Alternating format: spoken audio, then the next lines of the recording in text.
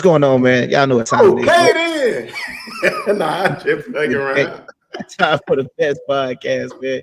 It is time for The worst, huh? The worst. What's going on, man? What you got going on, man? What's happening? What's happening, man? We back in the building, man. Seemed like it was just yesterday we was on here popping by on that boy Jesus and Paul, man.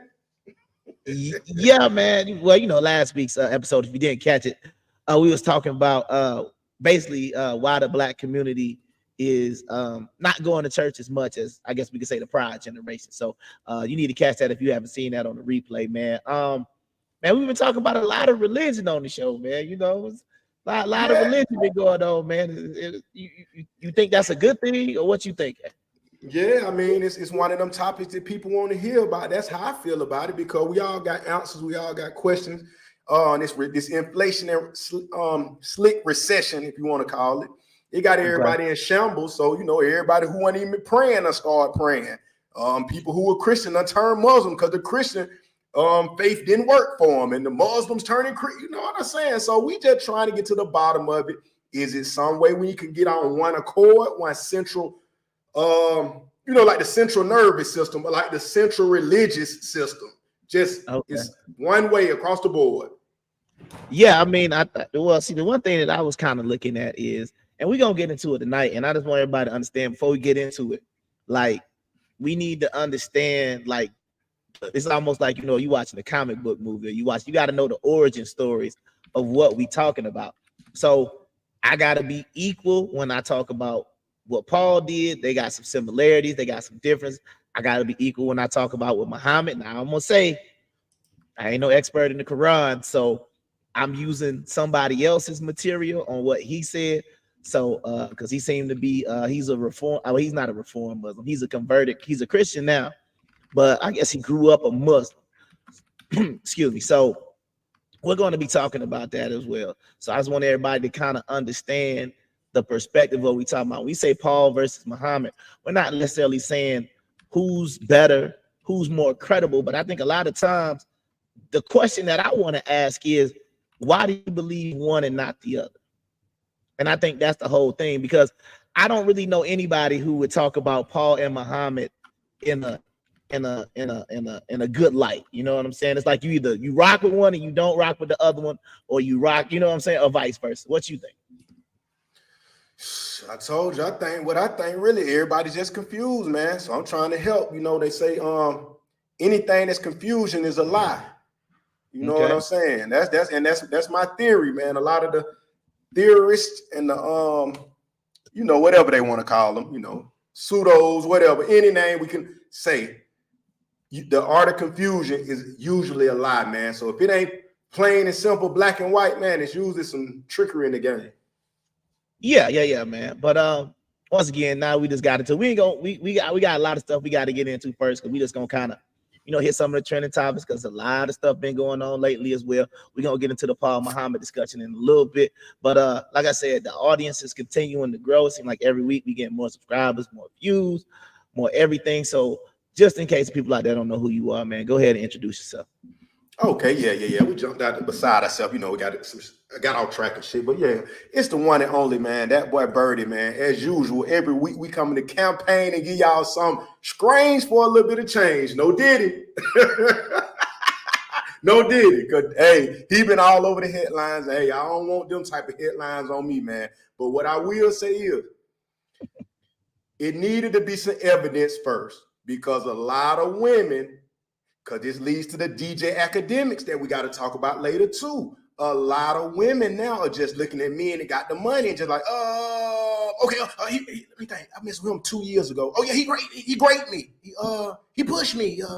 He hit me. Like, it started to just be like a little trend and, you know, just set niggas up. But it looked like Diddy was guilty this time though. So, but as usual, that boy Birdie, hit the link. Hold on.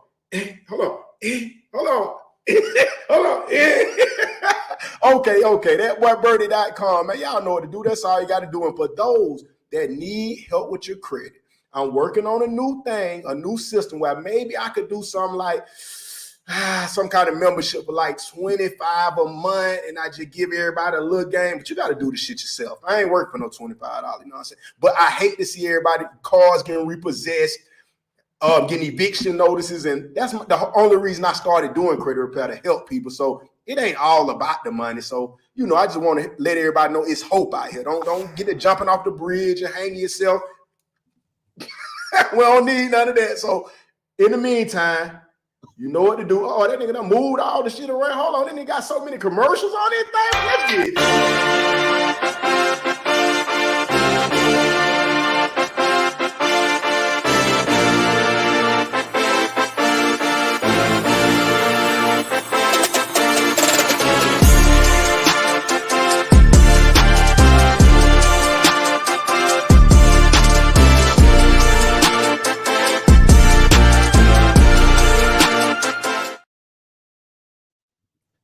All right, man, that's what's up, man. And then For real sure. quick, man, for those new to the show, I don't really like talk about myself too long, but those who are new, here you go. And my man, my brother, Kung Fu Fighting, Kung Fu Hebrew. Ho, ho, ho, ho, ho.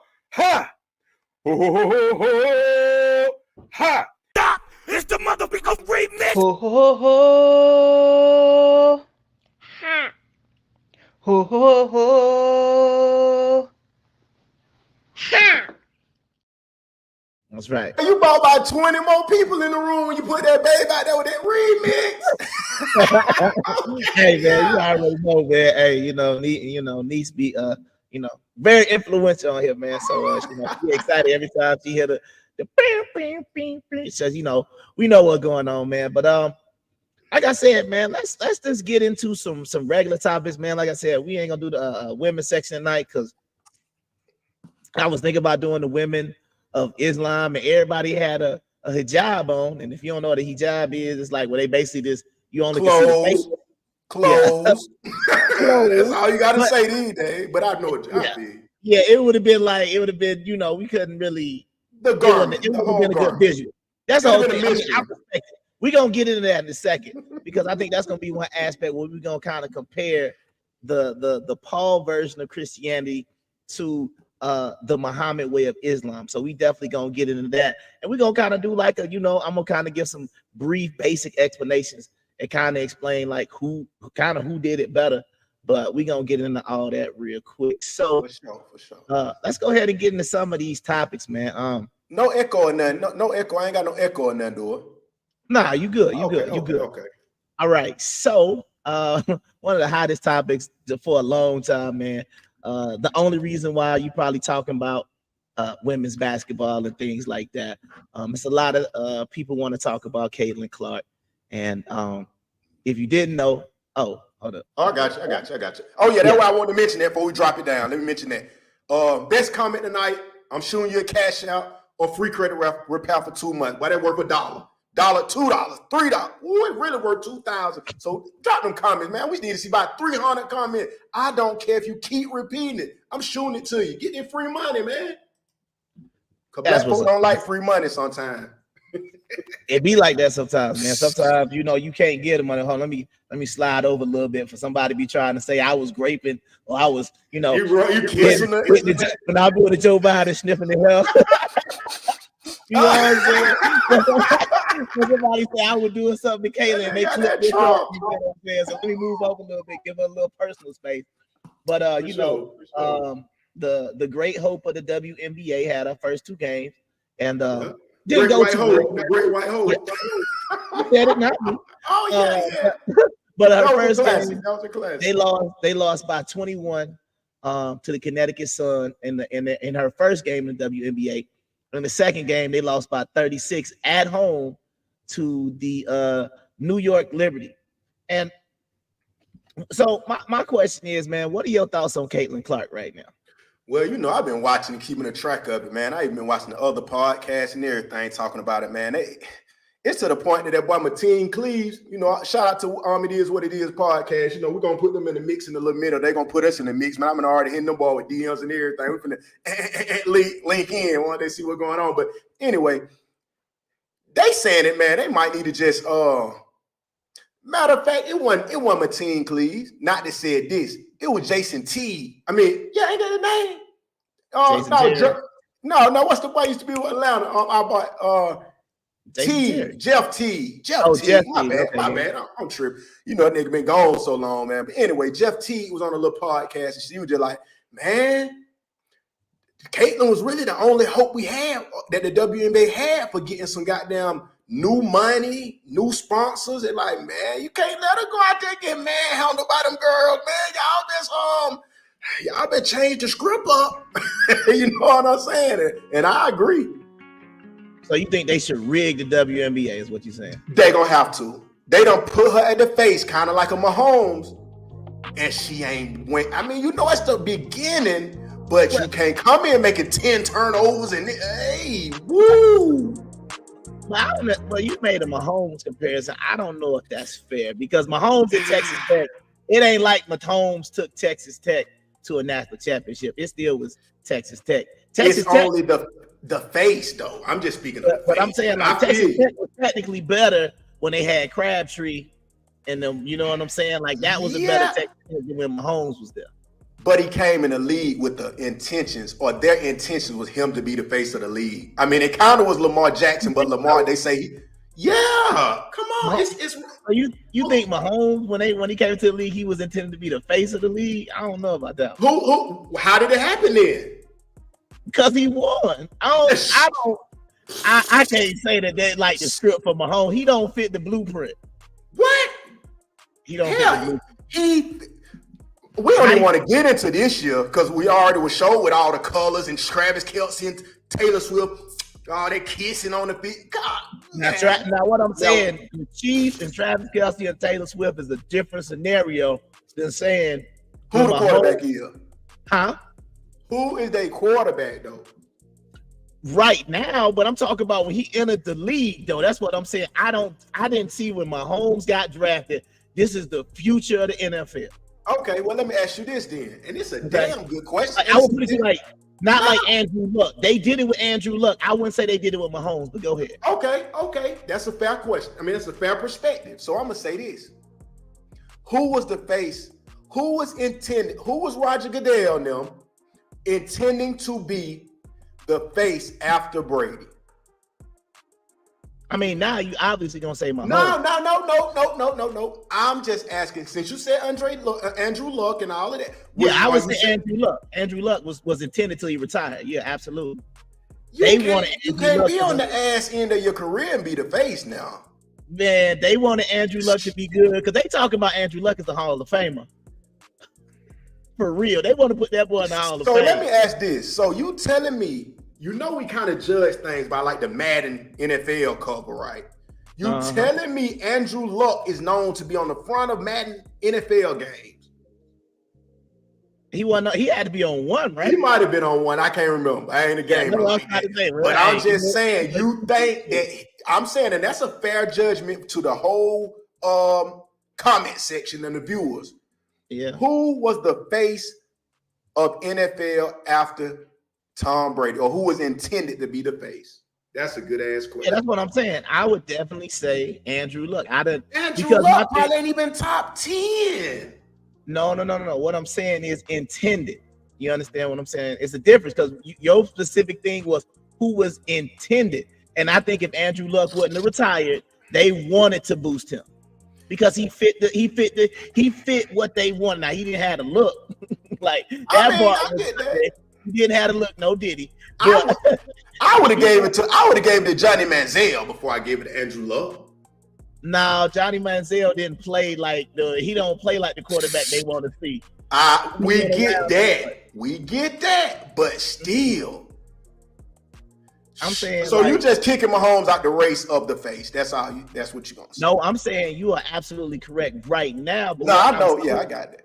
Out of Texas Tech, where he was drafted, because there was even quarterbacks drafted before him. Right. So that's the reason why I'm trying to say, like, Mahomes has, in my opinion, exceeded expectation. It's like, now here, you look at him, he got the right wife, he got the right life, he got the right setup, he got the right coach, he got the right tight end. But Cat Williams said you automatically get you a big head, light-skinned mix, regardless. Well, you know, she's not big-headed, light-skinned, or I'm mixed. just It saying. is what it is. I'm just saying. I feel like Mahomes is the face of the NFL. That's not Right. I know now. Yeah. But I would even say, if you want, because I'm trying to think, what's the age difference between Brady and Rodgers? It's like 6 years, right? About 6 years. I think Brady like what, 40? Can't be that much. Hold on. Is it 4? Well, yeah, you check that right. But I would just say this. I would say coming out of college, I didn't even think Mahomes was going to be this good as he is now. I mean, yeah, he was slinging the thing. Yeah, he was a pitcher that could throw the ball 90 miles an hour. However, I just don't feel like Mahomes, he became the face of the league. It wasn't necessarily intent, because I even feel like they would honestly prefer, you know who I think they want now? Justin, what's my boy name? Oh my God. Man, stop it. Justin Fields, stop No, it. not that Oh. one. What's the oh my God, what's the quarterback from the Chargers name? He went to Oregon, so I'm terrible for not knowing his name. Man, I gotta get Ain't his name Justin something too? No, hold on. Who you said? I'm terrible. I don't know about who quarterback you said? Quarterback for the Chargers. Oh, okay. LA Chargers. He on the Subway commercials too, like him and Mahomes. Mahomes on the Subway too. Man, what the hell I'm doing? What's the quarterback of Justin Herbert? Justin Herbert, absolutely. Yeah, so Herbert got an opportunity, and I even still think that old boy in Jacksonville, they would have preferred that he be the face as well, because he over who, Mahomes? Mm-hmm. But yeah, I mean, I think they said, like I say, from just from talking to people and shit, it really was Lamar Jackson, man. They gave him the shots, but he playing with that Marshawn Lynch attitude. I'm only here because I don't want to get fined. Like, see, you can't do that. They ain't finna give you no commercial if you gonna act stupid and shit. But you think what I'm saying? I mean, let's just go ahead and talk to them folks. Yeah, we gonna get into it in the next person. But how can you replace clean cut Tom Brady with Lamar Jackson?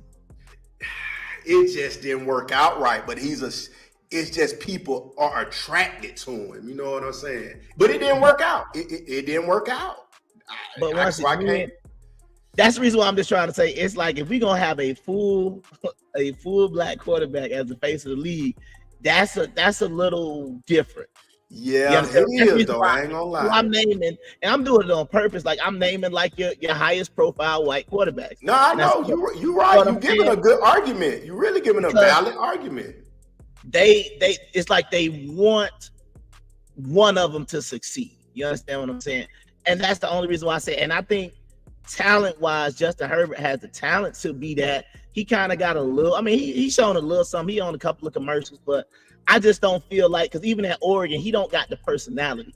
You understand what I'm saying? I don't think he even got like. Right. I don't really know if people want to interview him. Like he's not that interesting. You understand what I'm saying? So that. But I think this leads into what we getting into now. Is definitely going to lead into this right here, because this goes into what the whole Caitlin Clark controversy. Why it's even controversy? What you about? Oh, I didn't want you to leave him without us talking about it, because it's like we disrespected her now. But the thing is this. She kind of, the way she's starting off is like a Andrew Luck, if you want to say. Or if you're going to say he came in with such, what's the word? Expectations. Yeah, they say lofty expectations. Okay, but now this is my question, right? And I don't know if you know who I'm talking about. I don't know if you was watching women's college basketball at the time, but I was talking about this earlier. And I said, what makes Caitlin Clark different than Sabrina Ionescu that's on the Liberty? When she was with Oregon, she basically did the same thing. She was pulling up from half court. She led Oregon to back-to-back Final Fours. Now, they didn't win, but she led them to back-to-back Final Fours. She was averaging almost 20 a game. But see, Caitlin Clark was taking like more shots than her. But if you go compare Sabrina Ionescu, her field goal percentage, 3-point, and all her stats, they basically the same player. What about Shawty from UConn, though? A few years ago, what her name was? What the fuck, that white girl name from UConn? Oh yeah, that's my dog Stewie. Yeah. But see, my thing was not Breanna Stewart. You saw what she did close to her stats. She had 31 points when they busted them by 36. But what I'm still trying to say is Breonna Stewart is just a hooper. You understand what I'm saying? She is a solid in WNBA. So what? So is Caitlyn giving you the hooper vibes or nah? Because it's like she been hyped up. See, that's the problem. Bro, but see, this is my thing, and this is all I'm trying to say. Like, and we gonna get to this. Yeah, Caitlin Clark, statistically and everything, and you can't deny it, is the only reason why you even, because they hyped her up so much, the only reason why you even was watching women's basketball, or you wanted to see the LSU thing, or you wanted to see the South Carolina, because it basically, we got to be honest, man. Even though you might not want to admit it, you love it when it's white versus black. That's what y'all, Cam Newton played the Broncos. Shit, John Stockton against goddamn Michael Jordan and all that type of shit, and Steve Nash against. I mean, yeah, they love the white select. Larry Bird against Jordan. Bird versus Jordan had a Sega game. Yeah, you see what I'm saying? So that's what I'm saying. We like it, even though we don't want to admit it, and I think, honestly, and I mean, the white people in the audience can say it. I mean, you know, I honestly think that it's some sort of pride when they can say they had the best player in the sport. Eminem. Same shit like Eminem. They wanted to be the best so bad. Yeah, John B, man. Well, no, I don't know if they really got with John Robin B. Thicke. Robin Thicke. Yeah. You know what I'm saying? If you can have somebody in R&B, or like, that's the reason why, like, somebody like a Post Malone will get a lot of hype. He is mediocre talent wise, but it's just like, well, if he can be at the top, what's the old boy? Now some people will like the dude, but what's the other dude that hate Eminem, but he white too? Machine Gun Kelly. Yeah. You see what I'm saying? Why is he one of the top rappers? But once again, it's because you like the dynamic, you like it. So because it is, but we gonna get into this next part of it. But let me ask one thing before we pull to. Now I ask you this: you might have an opinion, you might not. Okay. The thing is, damn who it was, but I ain't got to be specific. But one of the old players used to play. You know, they still young and shit. One of the old ex-NBA players, they were like, you know what? It's a difference, because they were speaking on what I think you finna go to next, that boy Bronny, but we'll get there. They were saying it's like, shit, some people are very good with off the hip play, holding off the hip, coming off the hip, no diddy. You know, ball on the hip, no diddy type shit. But that's what the NBA is good on. Niggas that been good with the ball off the hip, no diddy. Them niggas are no good in college, really. You know what I'm saying? That's what they've been saying. It's like you gotta, the people who, the NBA, probably WNBA too, is a different formula. That's what she ain't caught on to yet. That's what I think.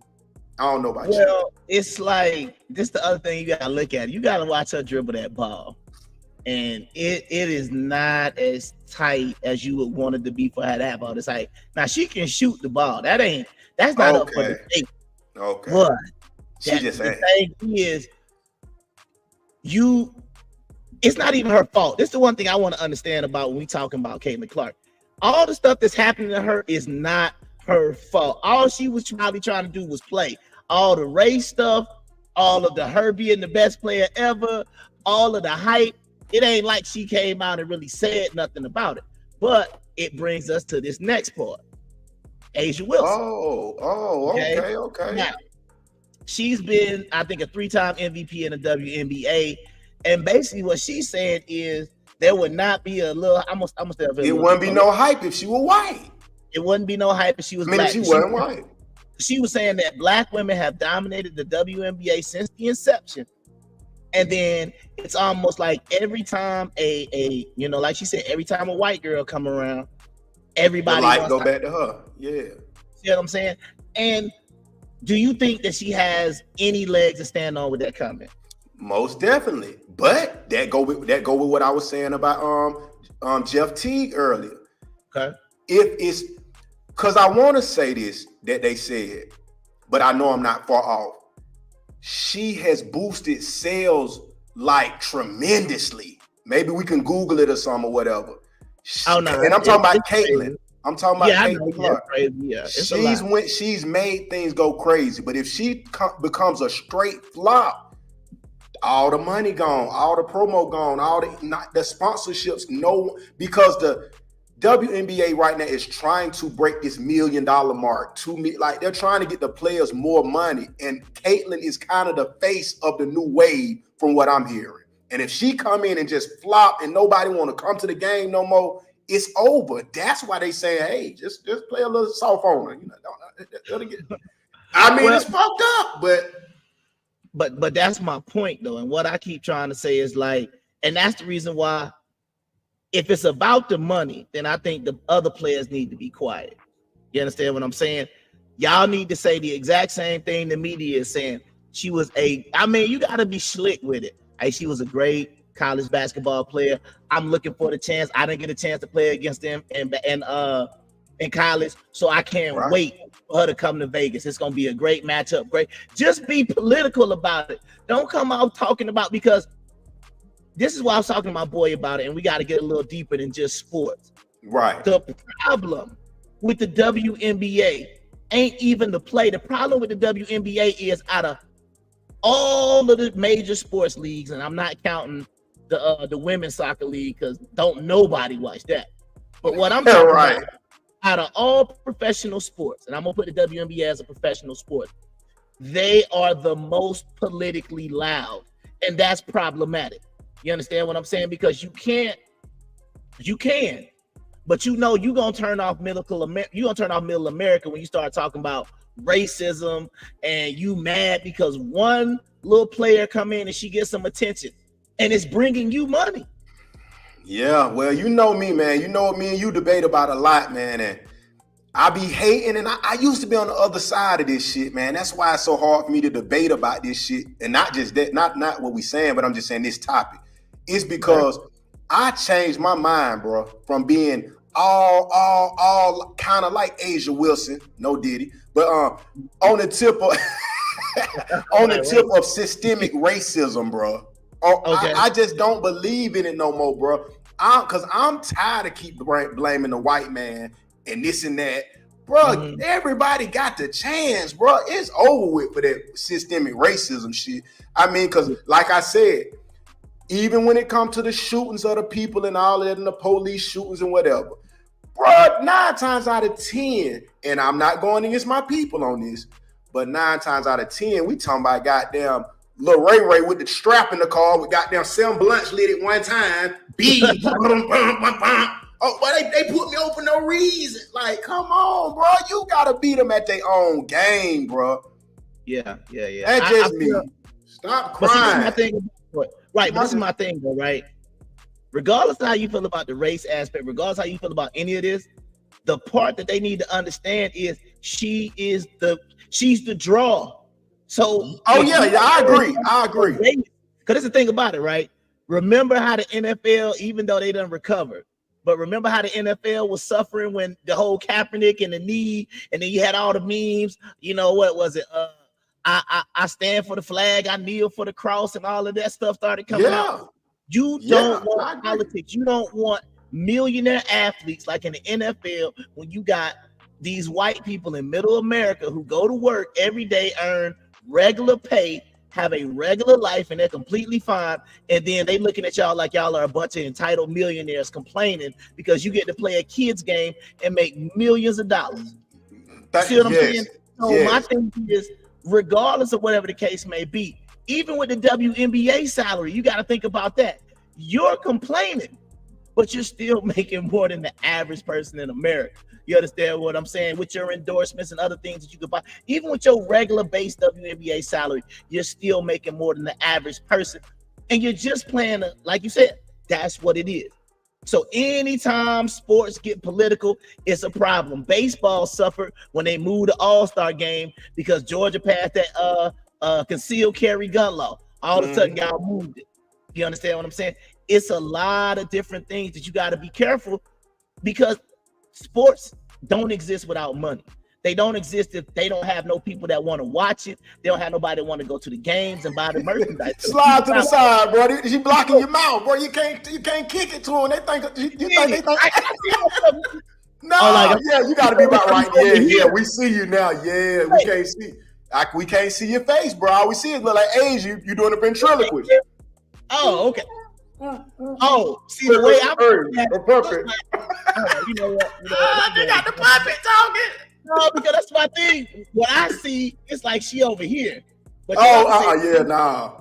That's what I'm saying. What my view that I see, it looked like she was a little bit to the left. Yeah, you ain't got your bird's eye view on today. You got that cross-eyed.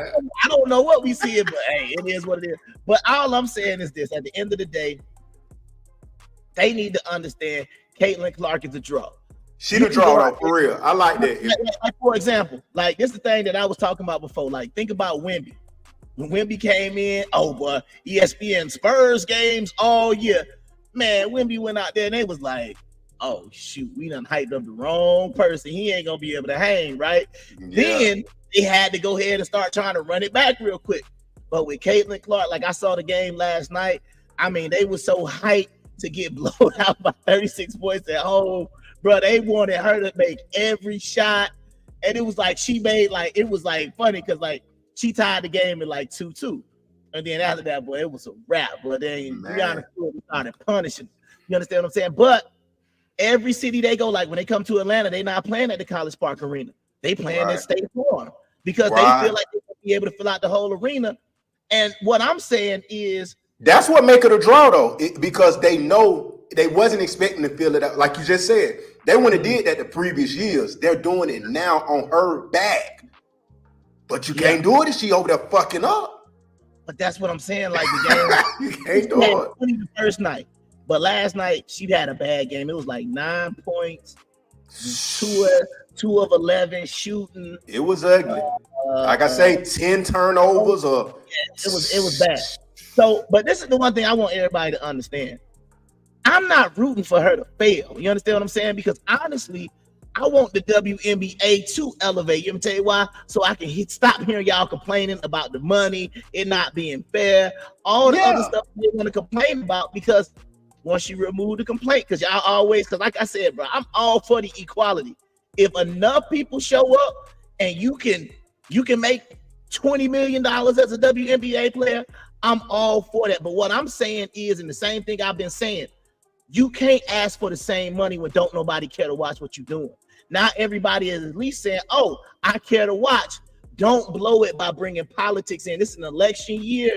Right. The country already going to be split enough as it is. So if they can't escape in the WNBA and have this good story about this country white girl that can shoot from half court, y'all better let them have a story, or it's going to be one great year and it's going to be dead next year. Because if she is trash, then that league is done. Because everybody gonna be like, I'll hype her up and she ain't as good. You already know I'm telling you, that's why they gotta fall back. Players. That's what I'm saying. They gotta let her shine. It's entertainment, ain't it? That's what they say. Absolutely. It's entertainment. Absolutely. It is what it is. But Andre Iguodala told him, the coach said, man, it's all about M&Ms, man. Millions of memories, man. It's entertainment. Bruh, you got all these Iowa Hawkeye jerseys, all these 22 jerseys. Man, y'all better let it go off. See, what I'm saying is that's why in my opinion, Asia Wilson should have been like, I'm looking forward to the game. Now that she done put that, now that Aces versus Fever game might have a little spice to it. Yeah, because now that could have been the plan too, though. That could have been the plan, though. That's the play. And she come out and drop 50 against the reigning WNBA champs. Now we got something to talk about. And they can have that rivalry. They need to have that might be the plan. That could be the plan. So, man, let's keep going, man. Let's keep moving. So last week, man, we had the NBA lottery. And if you didn't know, the home team got the number 1 pick in quite possibly the worst draft in 30 years. Because nobody can name a star right now out of this draft. But the biggest thing, the one that my co-host is co-signing on Facebook, I am completely opposed to this nonsense, but yes, sir. LeBron James Jr., aka Bronny. Give him a little picture too. There he is. Push it to the side for a minute, man. Look what's gonna happen, bro. If they get him, let me pull it down. I don't even want to see it. Which one you want? I'm gonna go back to Big Head. Go back. That's good. That's good. I'll leave that one up for a minute. Okay. What you got to say? Oh, you just.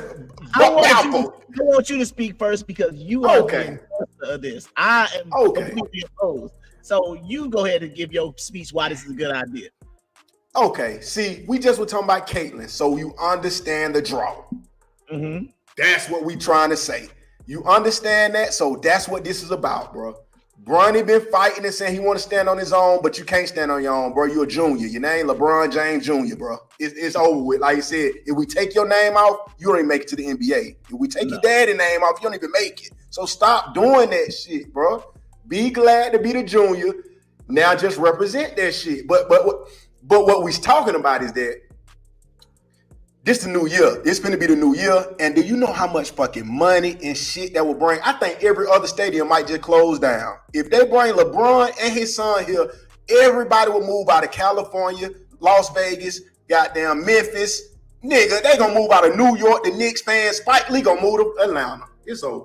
For the Hawks? What? For LeBron, man, the whole country, whole Cleveland, Miami, everybody gonna move to Atlanta just for that, bro. So, well, you know what? That's definitely why I don't want to happen now because Atlanta got too many people that it is right now, and I'm tired. I was going through traffic yesterday on 285. That shit done got ugly. No. So if that's gonna bring more traffic to the city, no, thank you. Now that's the only bad side. I will agree. That's the bad side right there. I'm gonna tell you like this. Real talk. And if you don't have a chance, you need to go ahead and you can go on YouTube and look at it. I would much rather wait for Bryce. Have you seen this with the goggles? But I don't think it's about that though. That's why they said. Who are they trying to compare him to? No, He's not the hooper. His brother is smooth, man. His brother is nice. Yeah, he not the hooper as the little brother. Nah, I don't think so. Mm-hmm. But I don't even think that's the. It don't matter. Yeah, I don't think that would matter right now. It's like like they say, you can pretty much make a player be a role player. Yeah, that's what, and that's why I said they saying he come off the hip or something like that. And they were hurt last year, so don't judge him from when he was hurt. He just was in cardiac arrest. Give him a chance. No comment about the cardiac arrest. No comment. That's what they say. No comment on what happened to him and what that happened to him. Okay. Oh yeah. Okay. y'all can speculate why a 19-year-old child has heart problems who plays one of the hardest cardio sports on earth. Y'all can speculate that. I'm not here to do none of that. You understand what I'm saying? Because that's the quickest way to get your channel stats. So I'm not talking about none of that. All I'm saying is I don't want LeBron James Jr. nowhere near Atlanta because my thing is I don't even want this number one pick. I'm gonna be honest with you. I want him to trade it. I want him to get rid of it. At this point, you gotta ask yourself. Music up too, but go ahead. Yeah, you said turn the music or turn it down. Yeah, I fucked it up. Okay, so this is my question. At this point, as a Hawks fan, because I know both of us are, can we say that we should have kept Luka at this point? Most definitely. Okay. All right. I don't know what song it was. There you go, Sean. Hey. Don't worry about me. I DJ, man. Don't worry about it. Oh, yeah, DJ. I'm DJ No Clue. I got it. But what I'm saying is, so right now, we can admit that when we drafted Luka on draft night, I was like, what are we doing?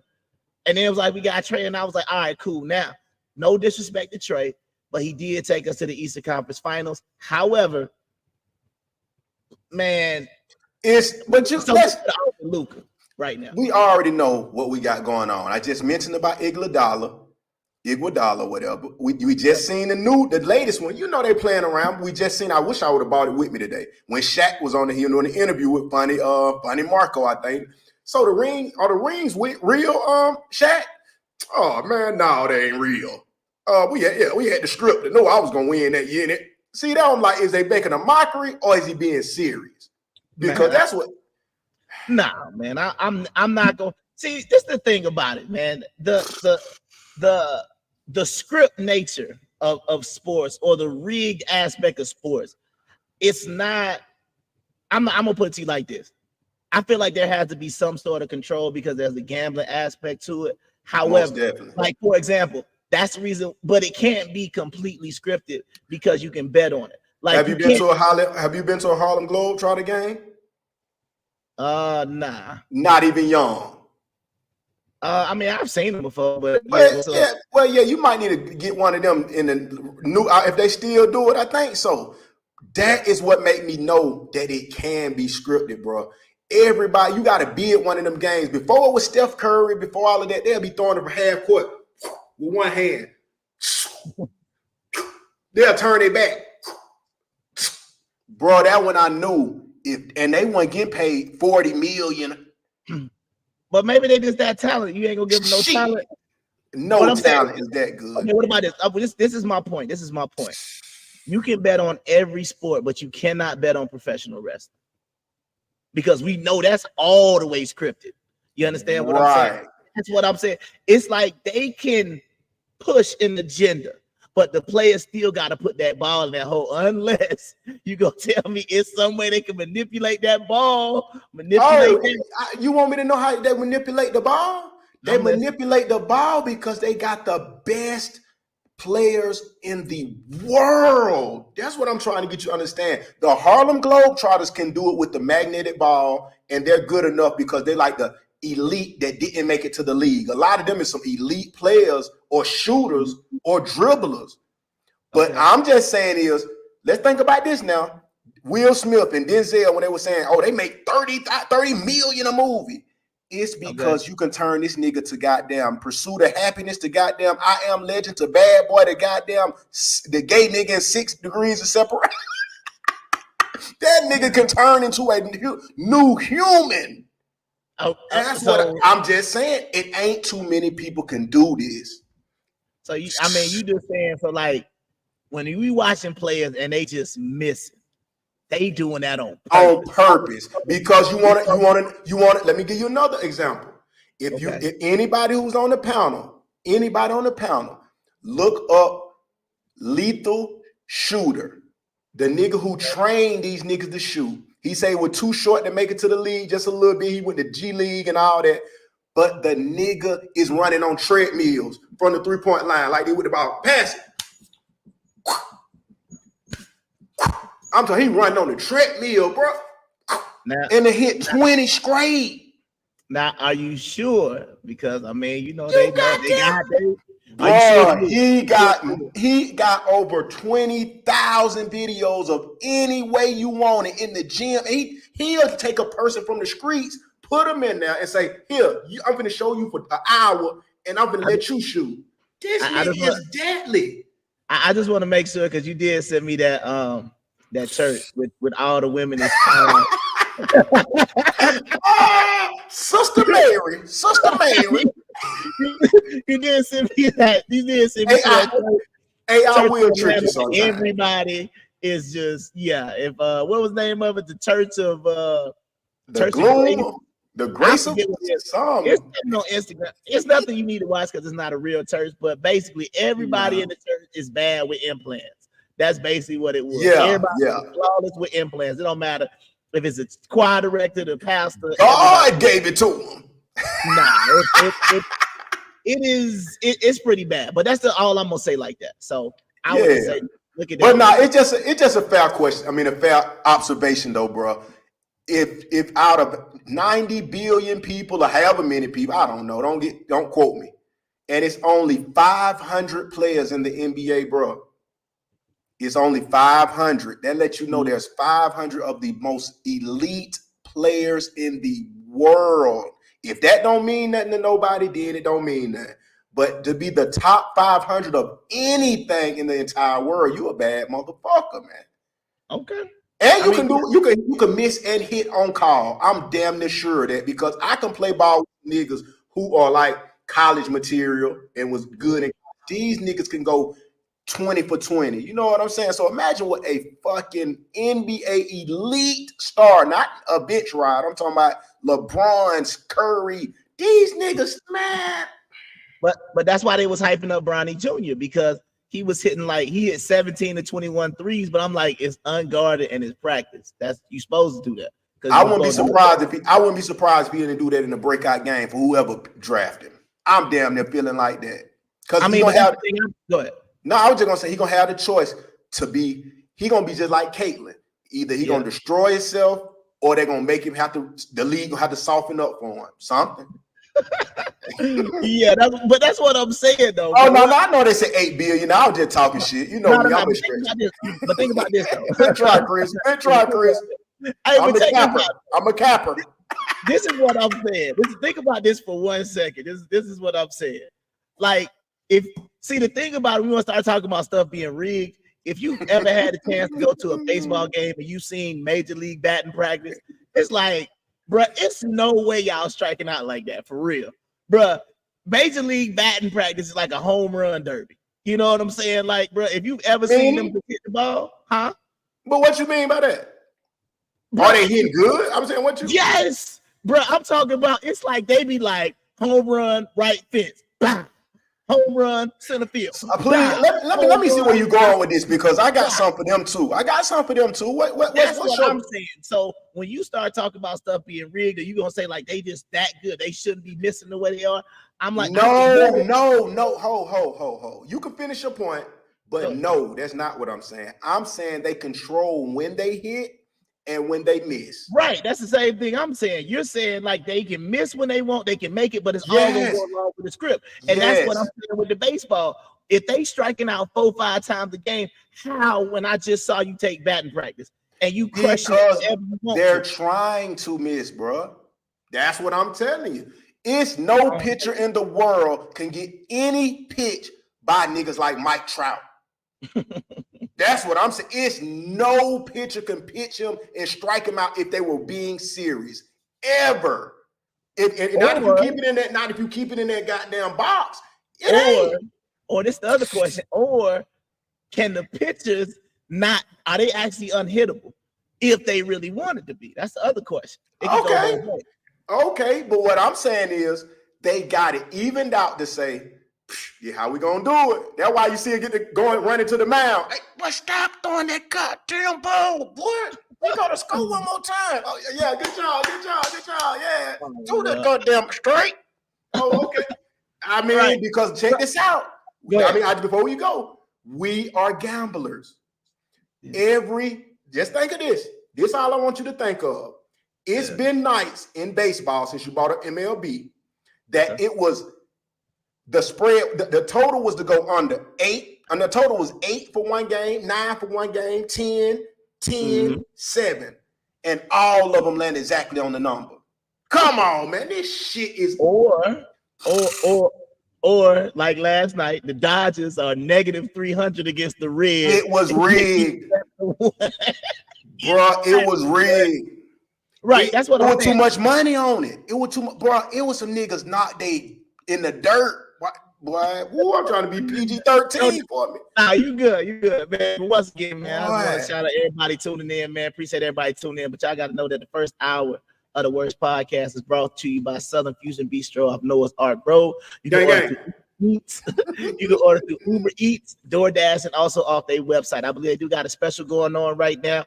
So if you go to the website, I believe it's Southern Bistro. It's gonna be at the end of the they actually got like a little promo going on where I think you can win a $500 gift card. So go check them out.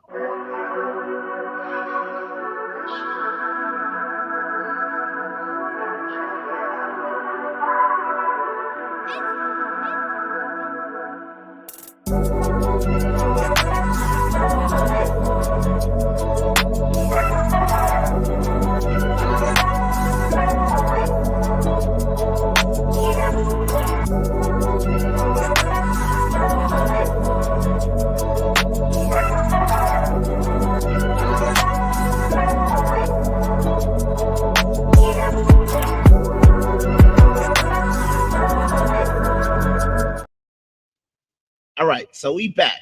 So, appreciate Dwayne Mills. Yeah, it's a great show, man. Every week, every Friday at 8, man. Y'all need to hit we see some new faces in the house tonight, man. All y'all, if y'all don't know, we some players. So hit the like button, like players do. Share Nah, this, man, man. I'm talking about, I'm a one woman man. I don't know what you're talking about. Oh, no, not like that. No, I'm just saying, players. Like We're just players. Yes, yes. What is he talking about? That my husband. No, not that type of player, man. Like NBA player. Yeah, see, there you go. Yeah, for sure. But yeah, all y'all that don't know what to do, man, you come in when you come in the door here, like taking off your shoes and wiping your feet, man. Hit the like button, share that thing, and subscribe, man. What kind of courtesy do you guys have, man? One woman, I know what the hell he talking about. The one woman, ain't this Mr. Police? The hell we talking? Oh man, come on, man. The nigga done changed. You know what? I don't think we have enough likes, so we got to introduce the people to the like, man. So we don't have enough likes yet. We don't have enough shares, so we got to do this.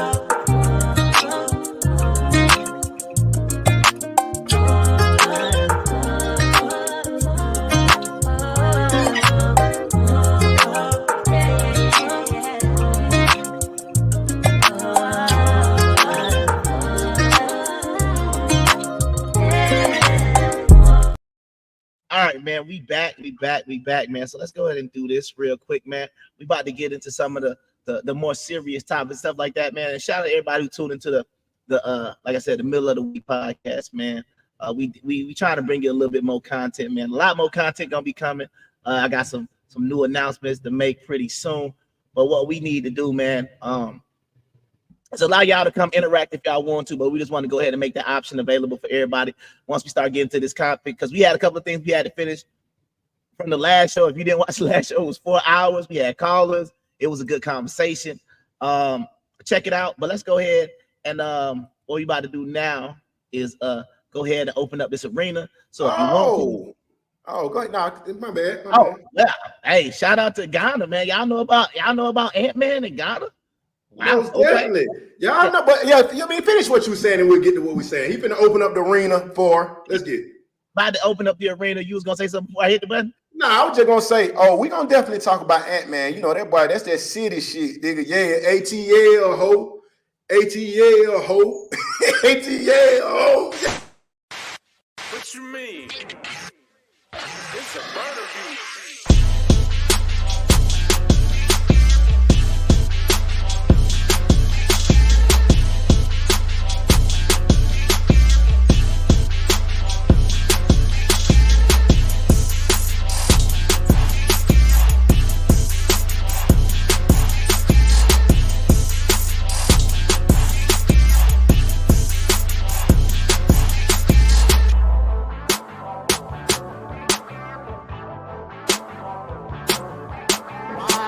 Would he do these things if he is a servant?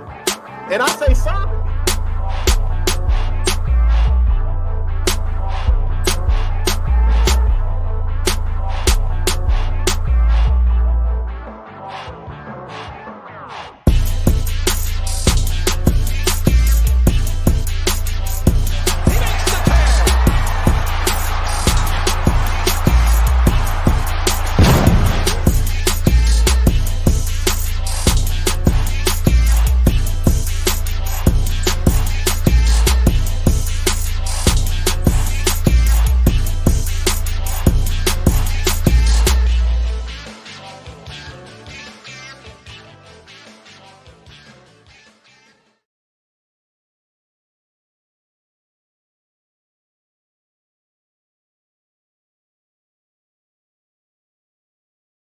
All right, man. Welcome back, man. So at this point, man, for those who are new to the show, man, like I said, we getting some new people every week, man. This is the arena. This is where, if you want to, it's pinned in Facebook, it's pinned all over YouTube, everywhere. If you want to call in, man, you don't have to be on camera if you want to. Just don't do no crazy stuff, because we ain't trying to, none of that funny. Some of y'all like do. None of that. My name's Michelle, but my friends call me Mike. None of that. Not even that. You just don't want to, what I'm saying? Like, hold up, you know what I'm saying? You be trying to sow your sausage. Oh yeah, they got their naked script and shit. Now we ain't with that. No diddy.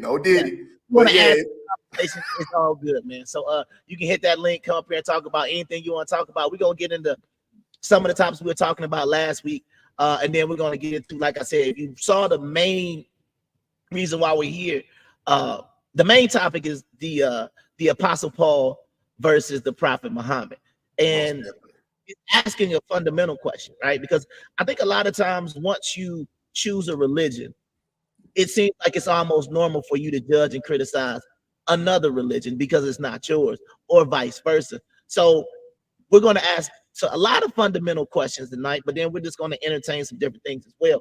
But the basic fundamental question is, if you believe in the Prophet Muhammad, then why don't you trust the Apostle Paul? And vice versa. If you trust the Apostle Paul, then why don't you trust the Prophet Muhammad? Because in a way, they are similar within, well, not similar, because Muhammad, you got to look at him as being more the source of Islam, versus Paul, you could technically look at him as kind of being a major source for Christianity as well. But that's going to be some things that we're going to talk about tonight. So if you have any questions that maybe you might want to see get answered, or you just have questions for us, because the way we're going to approach this is it's not a bash session. It is, when I am going to talk about Paul, I am going to use what Muslims say.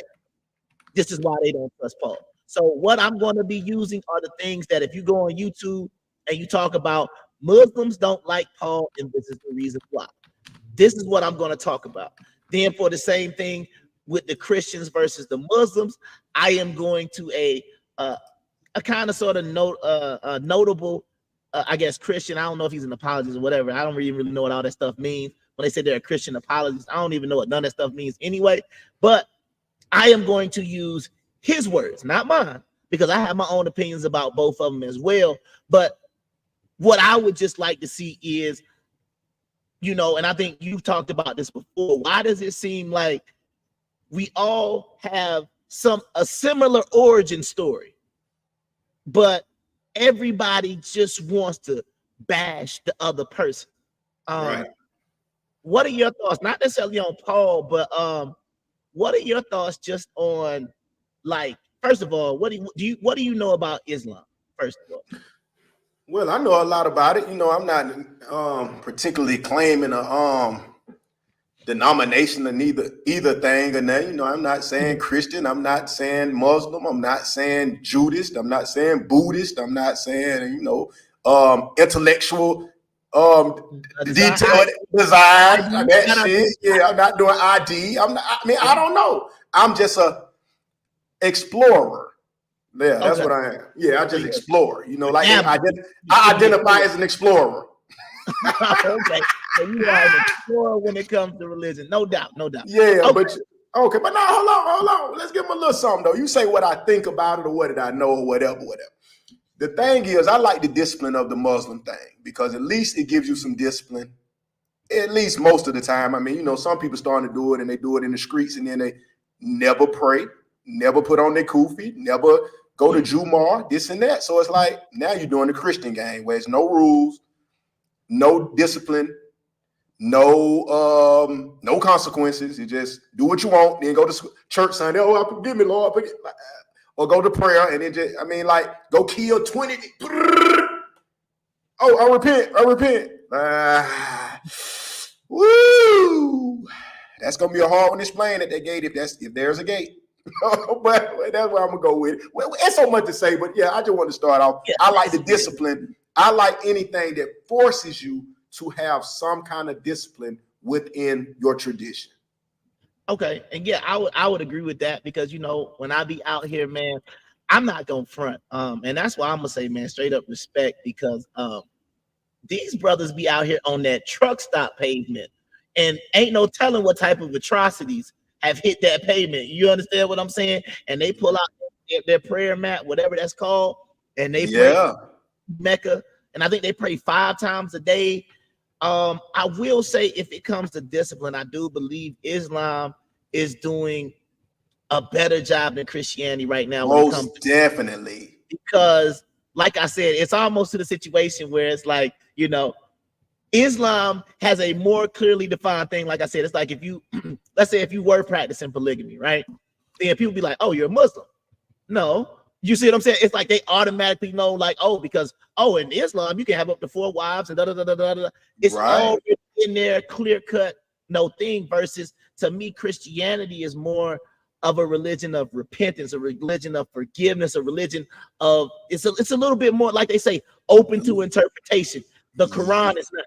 And it's funny you said that, because that's one thing I've never seen. Like, because you know, one thing we know, we got free world Muslims, then we have prison Muslims. That's what most people try to do, prison for protection and help and unity, whatever reason, cool.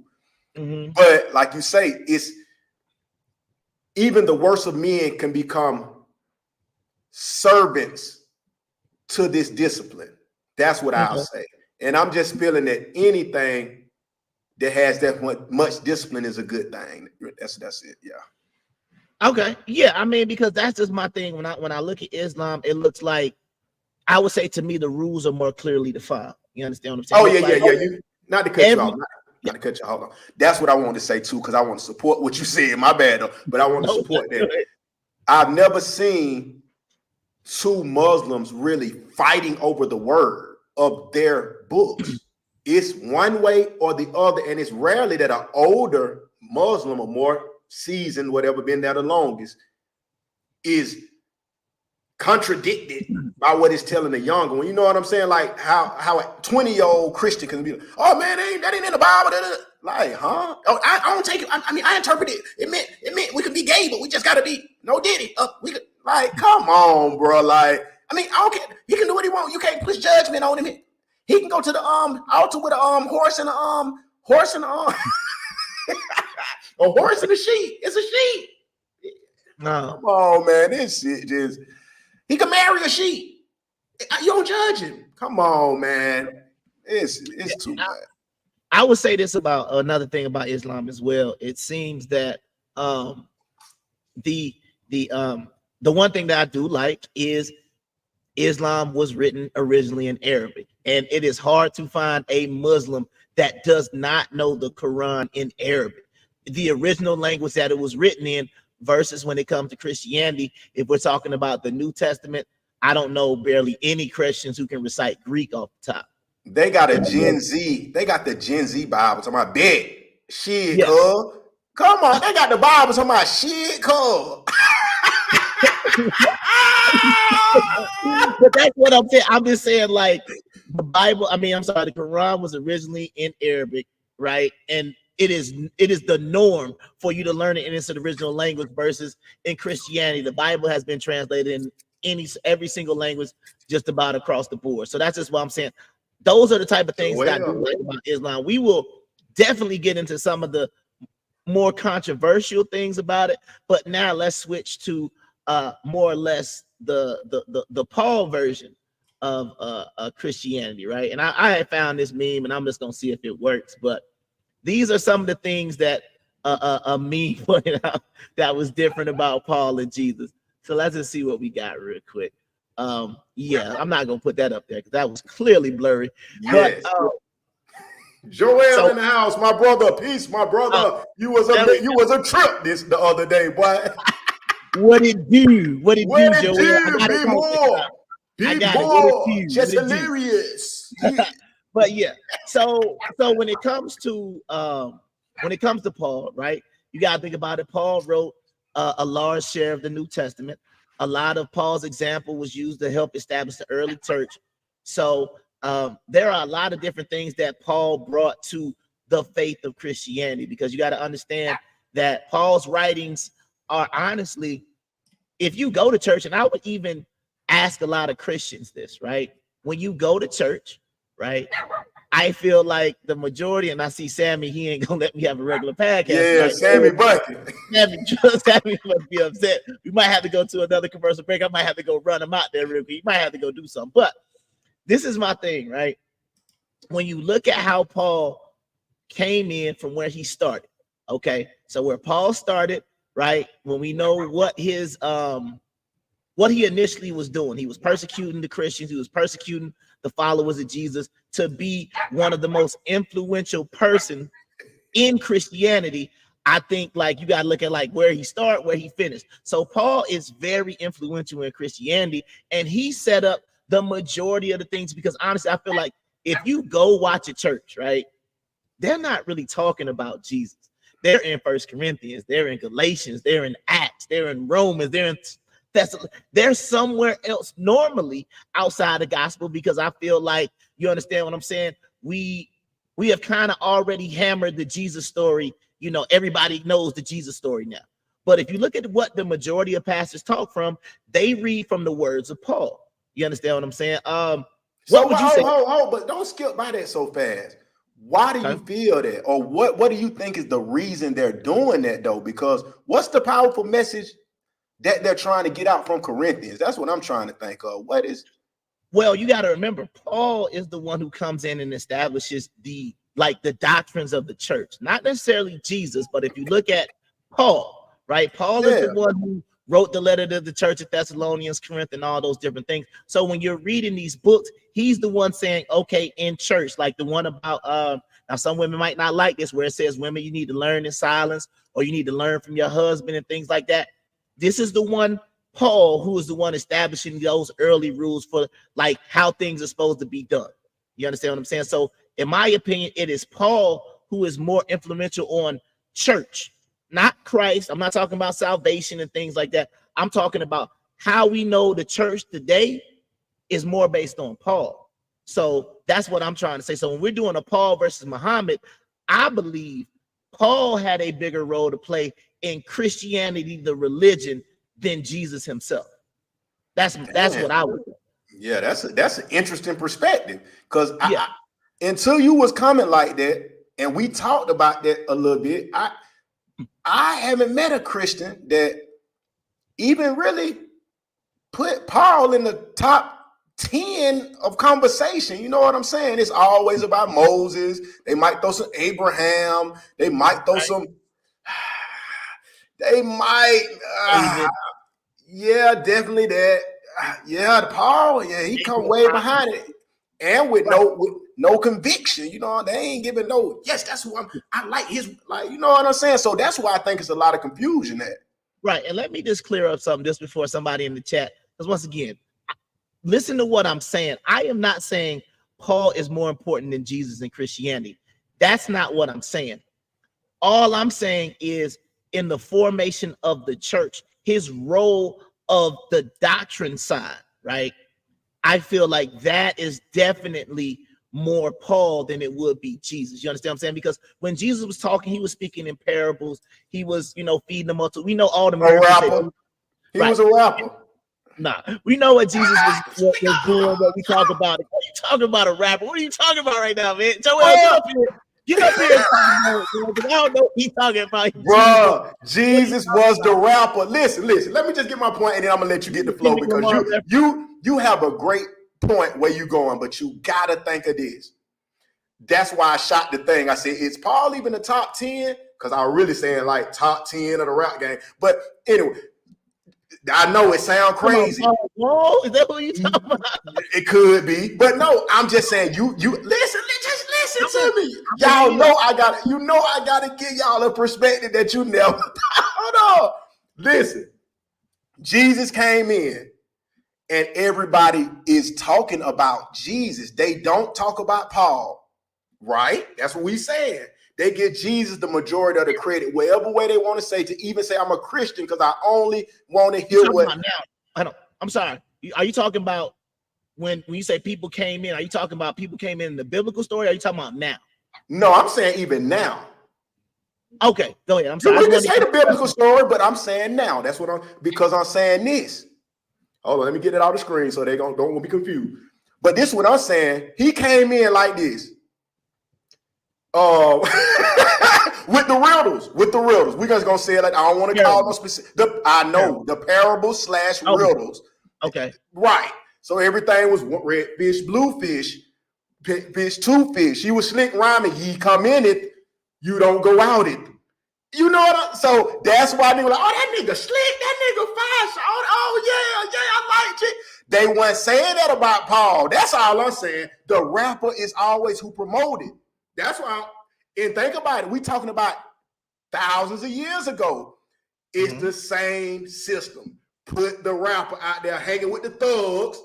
He hanging with all the whores. Come on, this is a rapper.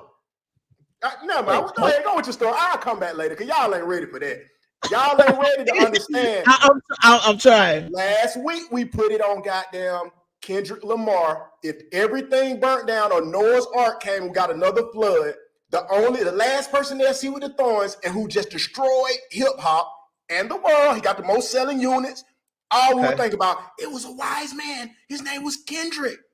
That's what. He got the best chance right now to be God. I mean, excuse me, to be Jesus of this decade. If it was a flood, who else would they say is Jesus? But it come from a rapper. You can't put nobody else if it ain't a rapper because nobody's idolized. Because think about it. We're talking about idolized. Yeah, it probably be Jim. Nah, honestly, it'd be Jim Caviezel. That's who it would be if it survived the flood. Because he was the dude that played Jesus in the Passion of the Christ. They don't know this nigga. It could be Blair Underwood. If that Blair Underwood version when he played Jesus, maybe. Bro, we talking about visibility. No one knows them people more than they know Kendrick Lamar right now. Okay. So if it was a flood tomorrow, the only person that's throwing parables together, and I was 6'6" from the 6 OV ho, they're like, oh shit, OV ho. It's the same as goddamn Psalms 23. All right, but I ain't gonna go there yet. I just wanted people to think about it. Yeah, I mean, yeah, that is definitely something to think about. It sound crazy, but it don't sound no crazier than this baby just born out of nowhere. Oh, drop her. Oh, here he come. Hey, baby G. In the manger in December 25th. But really, it's hot outside. Hold on. Wait a minute. No, wait. Come on, man. That's all I can say. But go ahead, bro. Let's get to the serious side of things because I was gonna let you kick it because I was like, I ain't gonna take y'all down the rabbit hole right now. We just get started. We'll get to that about 2 hours. We'll get there about another hour.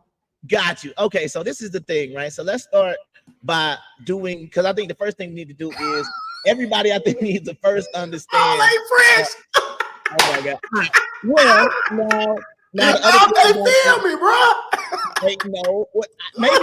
Maybe they do. But I would just say, based on Paul's description, I don't know if he would be able to fit that description because allegedly. Now this is something you can Google. Or they was talking about the physical appearance of Paul. He was allegedly very short and kind of a crippled, older gentleman. You understand what I'm saying? So he was under 5 feet tall. Allegedly, that's I forgot what he did. Huh?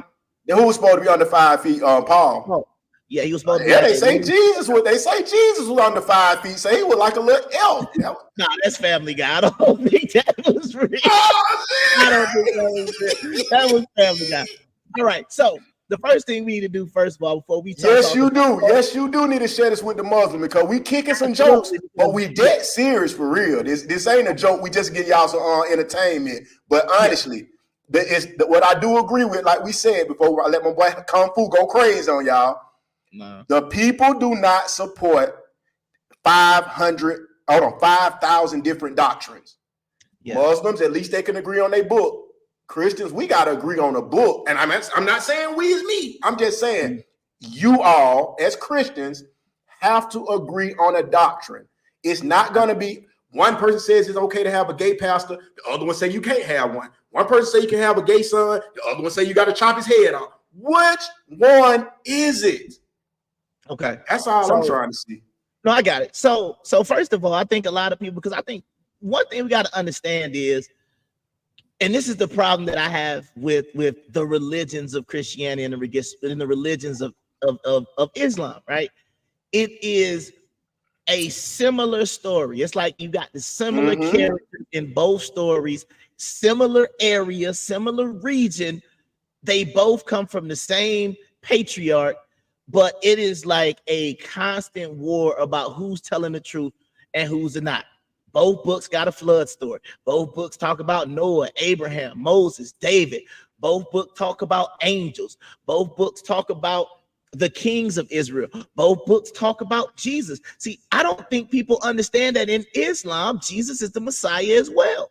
The only difference is Muslims say he's not divine. So I think sometimes we need to understand when you want to criticize Islam or vice versa. I feel like it's almost like, I'm trying to think of something. It's kind of like Coke, and I don't want to say Diet Coke. I'm gonna say like you got like, you know what I mean? Coke and Fago. No, I'm trying to think of a good analogy where there's it's like, okay, here we go. It's like Dr. Pepper and Mr. Pibb. If you drank both of them, you'd be like, they kind of taste the same, but they're still different. You understand what I'm saying? Because they do have some major differences. But in each one, I just feel like for some reason, regardless of whichever one you prescribe to, it makes the other one null and void because you feel like you have to discredit one for yours to be true. When I feel like there are certain things that the Quran does a good job of explaining, and I feel like there are some things that the Bible does a good job of explaining better. But at the end of the day, it's like if you're a Muslim, oh, you all in with the Quran. If you're a Christian, you got to be all in with the Bible, right? But nobody wants to talk about, like, you go talk to one of these super Christian people on YouTube, they'll say, oh, the Muslims say the Quran was never changed.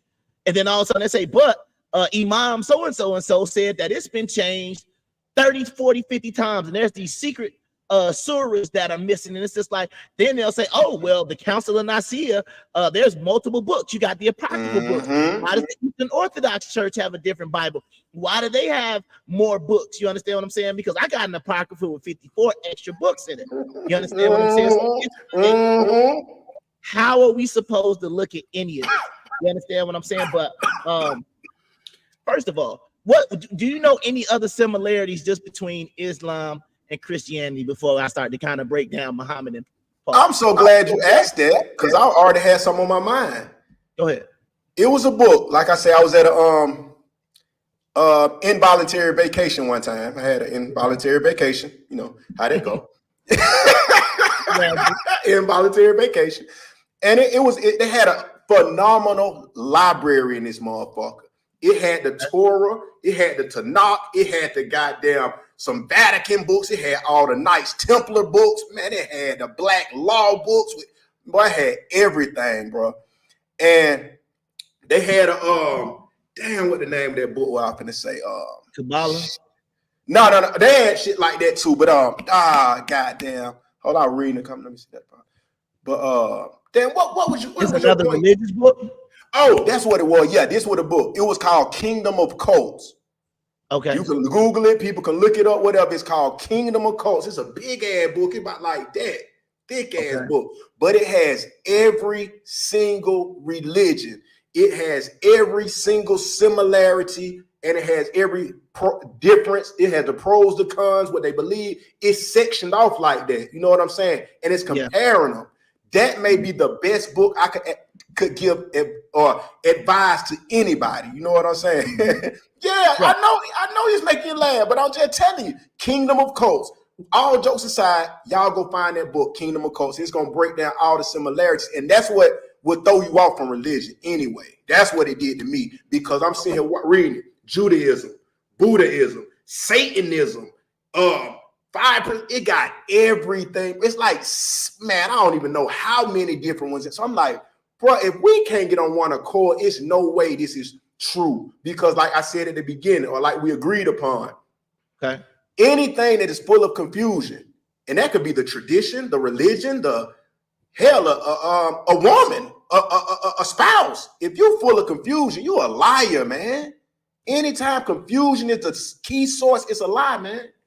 But my question is this though, right? Because this is the way This is the way I'm trying to look at it, and it's the way I even try to do when I do my other shows and things like that. What I say is there a way that we can look in the Bible, like, you know what I'm saying? It's almost like the show that used to be, Are You Smarter Than the Fifth Grader?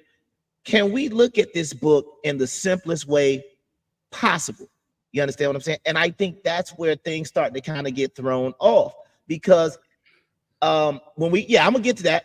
When we had the discussion on Wednesday, the brother came in and he's talking about, like, this is the part where I feel like this is where it's going to get somewhat confusing for new people who are not religious, or even in your missionary work if you're a Christian. If it says, like, basic kindergarten stuff, a man walked down a path and he walked by a red flower, and you like, okay, a man walked down the path and he walked by a red flower. Okay, I got it. So what did that verse say to you?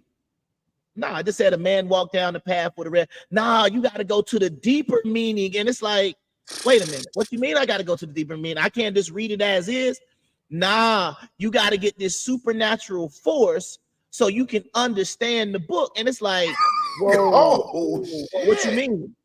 You see what I'm saying? So it's a situation where it's like, I think that the books should be simple enough that, like you said, children, because that's the one thing that Muslims will like brag about. Like, hey, our children know the Quran in their brain. They don't need a Quran because they can quote the Quran off their head. They have the Quran memorized. So what I'm saying is this. That is one of the things that's going to come into play, because that was something somebody had said. If you need a supernatural force to understand the book, that is going to be problematic for people coming, because all of a sudden, in quotation marks, if a spirit doesn't speak to me, then how am I ever supposed to understand what's going on?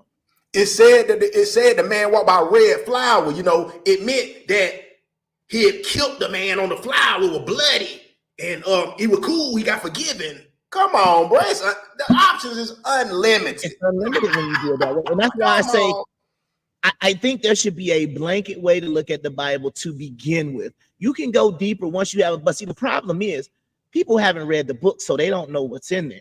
They've only gotten what they've got in church. But let me address what. No, address that one. Yeah, address that one. I was finna go back to that. It's called a false apostle. Now, what I am going to do now, and you know what I'm saying, for this conversation, these are not going to be my thoughts. If they are my thoughts, I will say this is what I think. But I will go to some of the biggest things that I have heard Muslims say about why they feel Paul was a false apostle, right? And I can get into that. Because, like, when some people ask about the way I believe, I always say the way I believe is very simple. And the way I believe is backed up by the Bible, it's backed up by the Quran. So it just kind of goes right back to what I'm saying. If Jesus said that he followed a certain way, that he lived his life, and I say, okay, I'm going to live my life the same way Jesus did, it makes it simple. In the Quran, it talks about the Quran is here to basically confirm the teachings that were before. So what was before the Quran? The Tanakh, the Bible, the Torah. So once I heard that about the Quran, I said, hey, we good. I'm cool with them over there, because a lot of the same things that the Quran teaches, I'm like, I don't know about the afterlife part yet, and I'm gonna get to that, because there are major differences. But the one thing I was like, okay, well, if they saying what I'm saying and Jesus said, I'm good. So I don't even really need to even go that deep into it, because I said if it was good enough for Jesus, I just feel like it was good enough for me. It makes sense, right? So let's look at it like this. So you reaching. He's gonna have to be a little bit more specific. Yeah. But all I'm saying is, if you read what Jesus followed, right, then that's what it's supposed to be. So he says, of course you do. A supernatural force is the only way to get humans to embrace the narrative. I'm not saying a supernatural force is, I am talking about the understanding aspect of it. If you have your generator going out, boy. I'm on the A1 today, so it ain't me today. My generator pumping, man. Your generator going out, boy. You gotta crank this thing up again, boy. Something going on. Where you at, boy? Reboot. Reboot, my boy. Okay, well, goddamn, can y'all hear me? Hot 1079. Hey, we got the block. Okay, there you go. Okay, so I'm back. Say, So I'm once finna again, turn it up. because we're not reading it in its original language, like I said, if you're talking about the New Testament, the only survived copies are in I believe it's called Koine Greek, and of course the Tanakh and the Torah in Hebrew.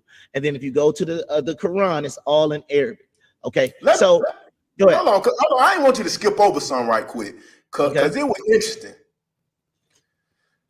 How we be talking about this is that we didn't say it like she's saying it, but I kind of like the way it's being said. If he's teaching against everything Jesus stood for, could there not be a mockery or a test or wrong, let's say? And it's like, okay, let's put him out there and just see what he'll say, because it is a lot of lying ass niggas. Who gave Paul, after all the lies he told, who gave him this new card to say he's truthful and you can trust him for millions of years? Okay, that's see my now, question. okay, see now what I'm gonna say is everybody needs to, like they say, you need to put your big boy pants on, because the stuff that's about to come out, you understand what I'm saying? This is what, so now I gotta use the best ammunition that the Muslims got, or the best ammunition that I could find that a Muslim had against Paul, right? So one of the biggest, because you got to understand the way this works is Christians follow Abraham through Jacob or Israel. Muslims follow Abraham through Ishmael, his son that he had through Hagar, that was his maid and stuff like that, right? So they both start with Abraham, but they branch off. Okay, right.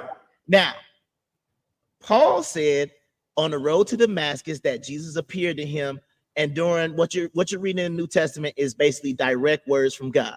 Okay, Muhammad said, I believe in a cave near Mecca, that the angel Gabriel came to him and started reciting the Quran, right? And he wrote it down. But he didn't know how to read or write. I don't know how to have. I'm not here. He was just fine. The word made him right. The words that were taking over his hand. He was like this. Well, now hold on. They hit the paper. Why are you talking like that? There is another book out there that was created in the 1800s called the W.O.R.S.E Bible, where a guy said his hand didn't write it, like he wasn't possessed.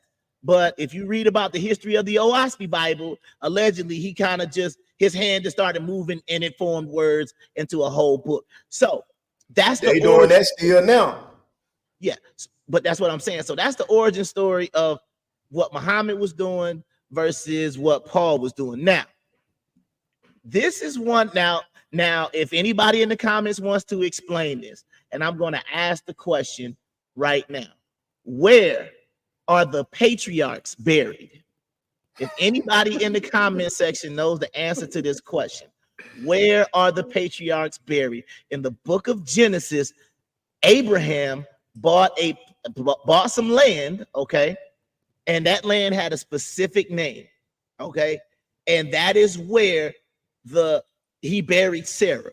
So that's the place that I'm talking about. So if anybody knows where Abraham is allegedly buried, where all the, in quotation mark, patriarchs are buried, you can go ahead and you can put that in the chat, right?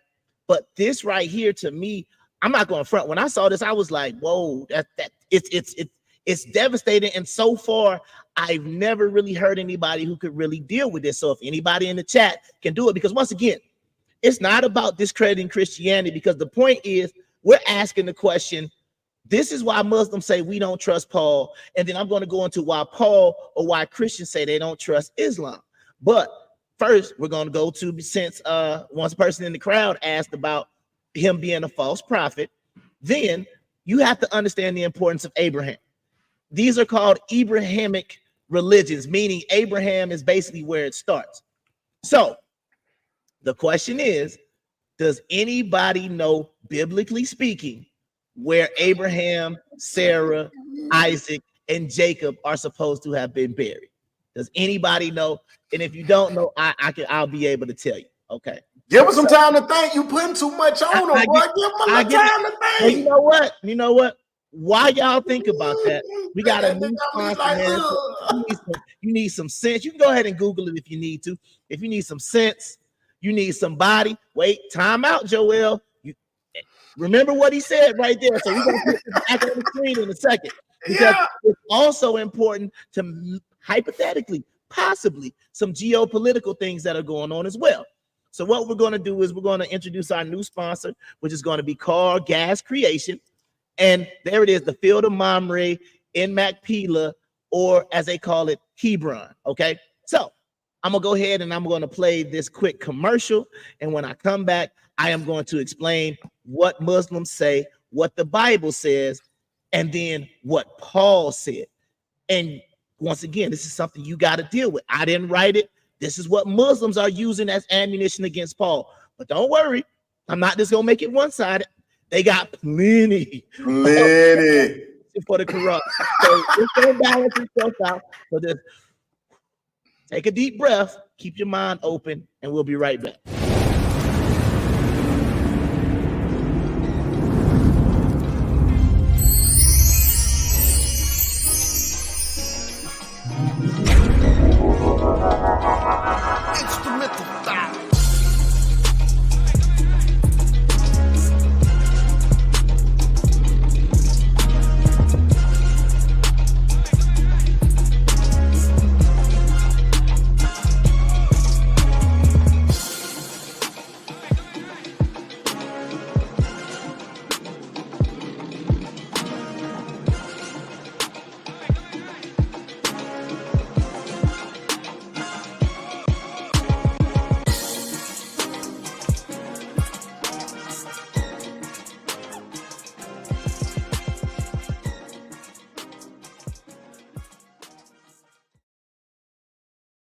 All right.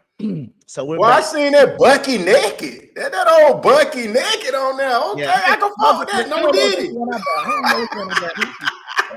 They got them that Lions mane and that Bucky naked. Oh man, I got the one called Furniture. So it was Oh, okay. In my nice sense, you know what I'm saying? Yeah, But go ahead and support it. But let's go ahead and get into that, man. So first of all, we're gonna go to the book of Genesis right now. Okay. And it says Genesis 23:19, and after this, Abraham buried Sarah, his wife, in the cave of the field of Machpelah before Mamre. The same is Hebron in the land of Canaan. Okay. Now, if you go into the New Testament, Acts 7 verses 16 says, hold on, let me go ahead and get it all the way in context. So let me go back to 15. So Acts 7 verse 15 said, so Jacob went down into Egypt and died, he and our fathers, and were carried over into Sychem and laid in the sepulchre that Abraham bought for a sum of money of the sons of Immer, the father of Sychem. But when the time of promise drew nigh, which God had sworn to Abraham, the people grew and multiplied in Egypt. So we have a problem, ladies and gentlemen. Why in the Genesis does it say Abraham and them are buried in Hebron, but in the New Testament it says they were buried in Shechem? And they say, oh, well, maybe it's a translation thing, because if you know, like for example, Judah in the Old Testament is Judas. It's a more Greek sounding name once you get into the New Testament. So Judah and Judas are the same exact name. It's just a Greek version of a Hebrew name. So the simple way to do this is what? Let's go to Google Maps. So let me go ahead and share my screen real quick. Hey, that's the part I was waiting on. Let's get at it. Let me go to Google Maps. Hold on. So let me share my screen real quick. Let me go to Google Maps. And if somebody, and then it like I said, it is a way to figure this out. All right, so let me do this, right? So here we go. So let me present my screen here. Let me share it. And I want to do Google Maps. So watch this. Okay. Now, the brother said, how do we know where the bones are buried? So I want to show you something. Let's go to Hebron, Israel. Don't do it to him. Okay. Now somebody would say, well, how do you know where it's buried? How would you know where it's allegedly supposed to be? So then my question is, do you know how to say Abraham in Hebrew?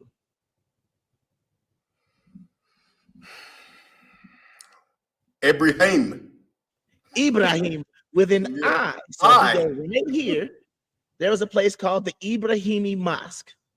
Now it says an ancient holy site at the caves where Abraham and other early figures are said to be entombed. Now I want to zoom out something, because once again, if you know what's going on in that part of the world, Hebron is in What do you Palestine. mean? What you talking about? No, what's going on? There's allegedly a war or a conflict going on in Israel, but this Most mosque definitely.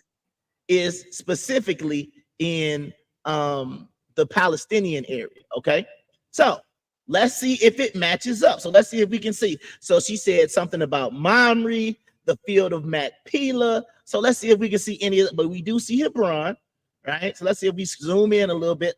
Let's see if we can find Who made it anything. up, Joel? Who made it up? The Bible made it up? Who we talking about? Yeah, he got to answer That's that your part. that's your book. That's your favorite book. Who made it You up should now? be able to see something here. Okay, so we got anyway right here. So here's the Ibrahimi Mosque. Okay, Yep. Yep. right there. It's in, Yep. and then like I said, we zoomed out. It matches up to Genesis, right? That's what it said. Hebron's right there. So now let's see. Simple thing is, let's get directions. Now, if what Paul said was correct, then if I type in Sychem or Shechem, it should be in the same place, correct? So let's see. Yeah. Yes. You can't just make up stories. This is what I'm telling you. Or we're gonna have Kendrick Lamar as the next Messiah, and he's saying, not like us. You know what I'm saying? Now we're gonna say, oh, that means it's not like us, it's the blacks. Come on, man. You can interpret anything, man. We need some facts, but let's go. Okay. We ain't letting y'all Bible thumpers off that easy tonight, man. Even though we love y'all, we ain't letting y'all off that easy. It is a 2-hour drive. And somebody says, oh, that says Nablus. So let's zoom in and see if we can see anything close to what was allegedly said. So we need to be looking for Sychem, Shechem, something like that. So when I typed this in, this is what came up. That Sychem or whatever. Oh, let me see, Nablus. Why does Nablus come up? But let's just see. Where, then it's a simple way of doing it. Where is Shechem today? Boom. And it says right here on this nice little map, and I hope everybody can see it. Look at where Shechem is on the map. You can clearly see Hebron, and you can clearly see where Shechem is. They are two different places. Hold on, So we you can't gotta- see. We can't. Oh, you can't see this? Hold on. Nah, whatever you got going on, we can't see that. Let me try to blow it up. Hold on. Let me see. Let me scroll down real quick. Let me see if it give me that that map again. Now let me see if I can blow it up. Zoom in. Can y'all see this map? Nope. Hold on. Is it not sharing? Hold on. Let me see. Hold on. What are y'all looking at? Okay, it's We still see showing. the whole map. Got you. Okay, so let me share the other screen then. Stop this. And then let me show you the new screen. Let me see. Present. And share screen. Check. Boom. Okay, now we got Joel saying the Bible is not Lord. Come on, Joel. Okay, You a here we go right devout here. Christian, man. So you see where Shechem? Can you see my mouse right here?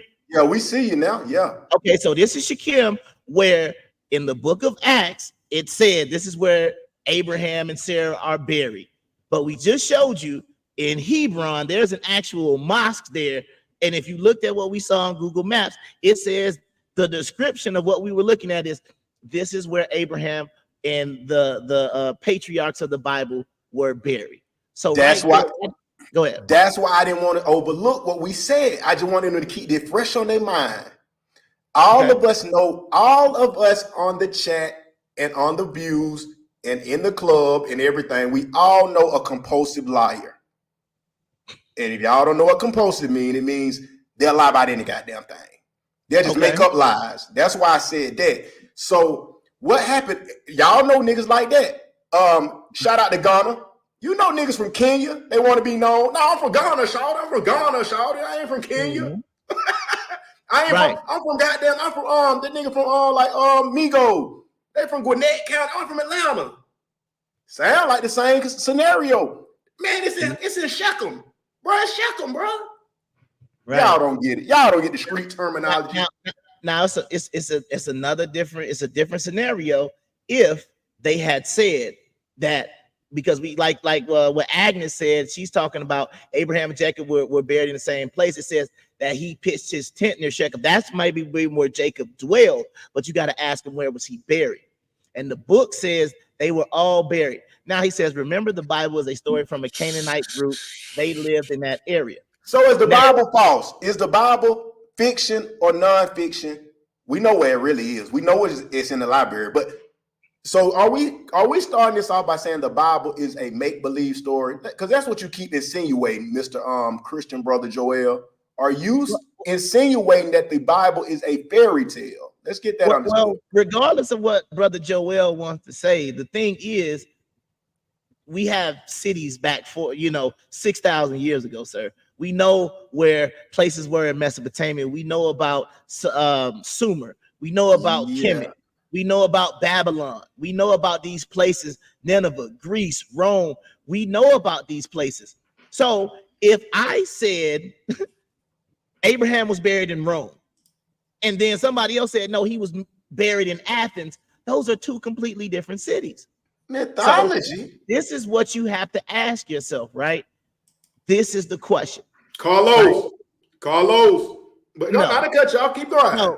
No. See, we're not doing that. No. Because the bottom line is, if y'all want to have a conversation about whether or not it's fiction, that's against the point. The point of what I'm saying. Okay. For this conversation, it's not to discredit. If you want to go have a conversation about whether it's real, you can go have that conversation, but it ain't business. Okay. This conversation is, this is how Muslims discredit Paul.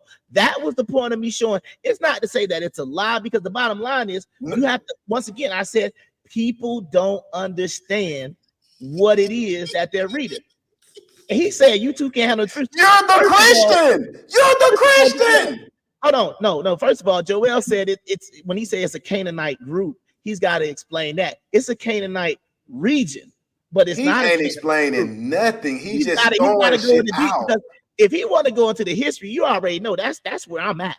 But once again, y'all keep wanting to take the topic over there, and I'm like, no. If you want to talk about it don't matter. All I'm saying is, we read where it said this is where they buried. You see, there is a mosque that matches up to what the Old Testament says, and then you have Paul coming in saying, hey, everybody knows Abraham's buried somewhere else, when it would be a 2-hour ride away. That's the reason why I'm saying this is why you have Muhammad versus Paul, because both groups try to discredit each other. This is what they do. That is all I'm pointing out. I'm not taking the side. Go ahead. No, and only reason I'm saying this is because you know me. I'm one of the one like to put the worm on the hook. No Diddy, send it out there and just make them fight over something. They don't even know what they talking about or what they fighting over. Because my point is this: I like that we really go piggybacking off what Agnes had put out there by saying the only reason I came to this angle is because Wednesday show you were debating with Joel and the other guy. You were like, I try to go live from the Tanakh and the Torah. This and that was your campaign because of the reason of it's Jesus's life and teaching. Let's say that versus that's what he follows. Yeah, that's what he follows. Instead of trying to change to Paul now to say, oh, Paul said discredit everything Jesus said. Now you can just do what you want to do. You can turn on 6 Red all night and get beat your back out all night and just come on. That's what I'm saying. Well, go ahead. I understand. I get what you're saying. I'm just giving a comparison because we doing what you said, Joel. We saying we're gonna come at Muhammad too, but we saying is that is it Jesus, like I was saying earlier, or because he the rapper? Or is we idolizing Paul, and a lot of y'all are Paulians and not Christians because you want to do what's fucking new and what's let you have no consequences? Yeah, the disciple of Christ. So why is he the leader? We can go down that path. I'm saying, okay, hold on, we'll let you heat back up. I'm gonna give him too much ammo too quick because he's the disciple of Christ. Hold on, you're screaming. What you telling him no? Oh, you telling him no about the? No, I mean, see, once again, he wants to go into disciple of Christ, and I can go ahead and give the Muslim argument for he's not, because then I can go into the book and say in the New Testament where he talks about different things that were against what Jesus taught. You understand what I'm saying? That's all, and that's my point. That's my only point. And then, but I'm really piggybacking off of what you giving him. But if he is, and we say he the leader because y'all following the nigga. If he said everything that was already set in the Old Testament, hypothetically, and he says, wait a minute, God pulled up on me on the street the other night up on the mountain, bro. And he was like, shit, scratch that. Nah, we ain't gonna do that. Now you can be a gay pastor. You can do whatever you want to do. Just holler at him at night or something. Holler at him at night. It don't matter what you do though. You can go kill 50 niggas. It don't matter now. All the sin is equal. All sin is equal now. Nobody get no stoning. No more. Come on. All this about is an escape route for a nigga who is a rebellious nigga to say, hey, bro, we can do that now. Go on and pull that shit. Go on and hit that lick, bro. You straight? That's what it sound like to me. But that's too street for y'all. I get it. No, I mean, what I'm saying is this, and this is what I'm trying to get across to different things that are going on. When he says you said he's the leader, the thing about it is, and I challenge any Christian the next time you're in church, listen to how much your pastor will not quote Jesus. He will be anywhere else. Like I said, they're Galatians, Hebrews, 1st and 2nd Corinthians, Thessalonians. They are everywhere else, and those are the writings of Paul. Now, some people will say, well, Jesus revealed them to Paul. And my question is, well, if the Gospels say one thing, and then we move over to the writings of Paul, and they're saying something, like some people want to say completely different, because there are examples. Once again, I am only giving what the Muslims say is this is why Paul cannot be trusted. People will go to the fact that Paul was like, it's okay to eat meat sacrificed to idols. Joel said that it was right to eat unclean meat. Joel, right. You're the one that said that. Another one that he was saying was about the circumcision, right? Now, what a lot of people like to use the circumcision argument is, this is what you have to ask yourself. If Paul meant, because if you understand the Hebrew way of doing things, or if you understand what the Torah says about circumcision, it's supposed to be on the 8th day based on Abraham again. So when he was saying about circumcising the Gentiles, some people interpret Paul as saying that because if you're 30 years old, you're not going to be able to keep that law anyway. So why would circumcision be important? But the other people saying, oh no, we need to circumcise the Gentiles.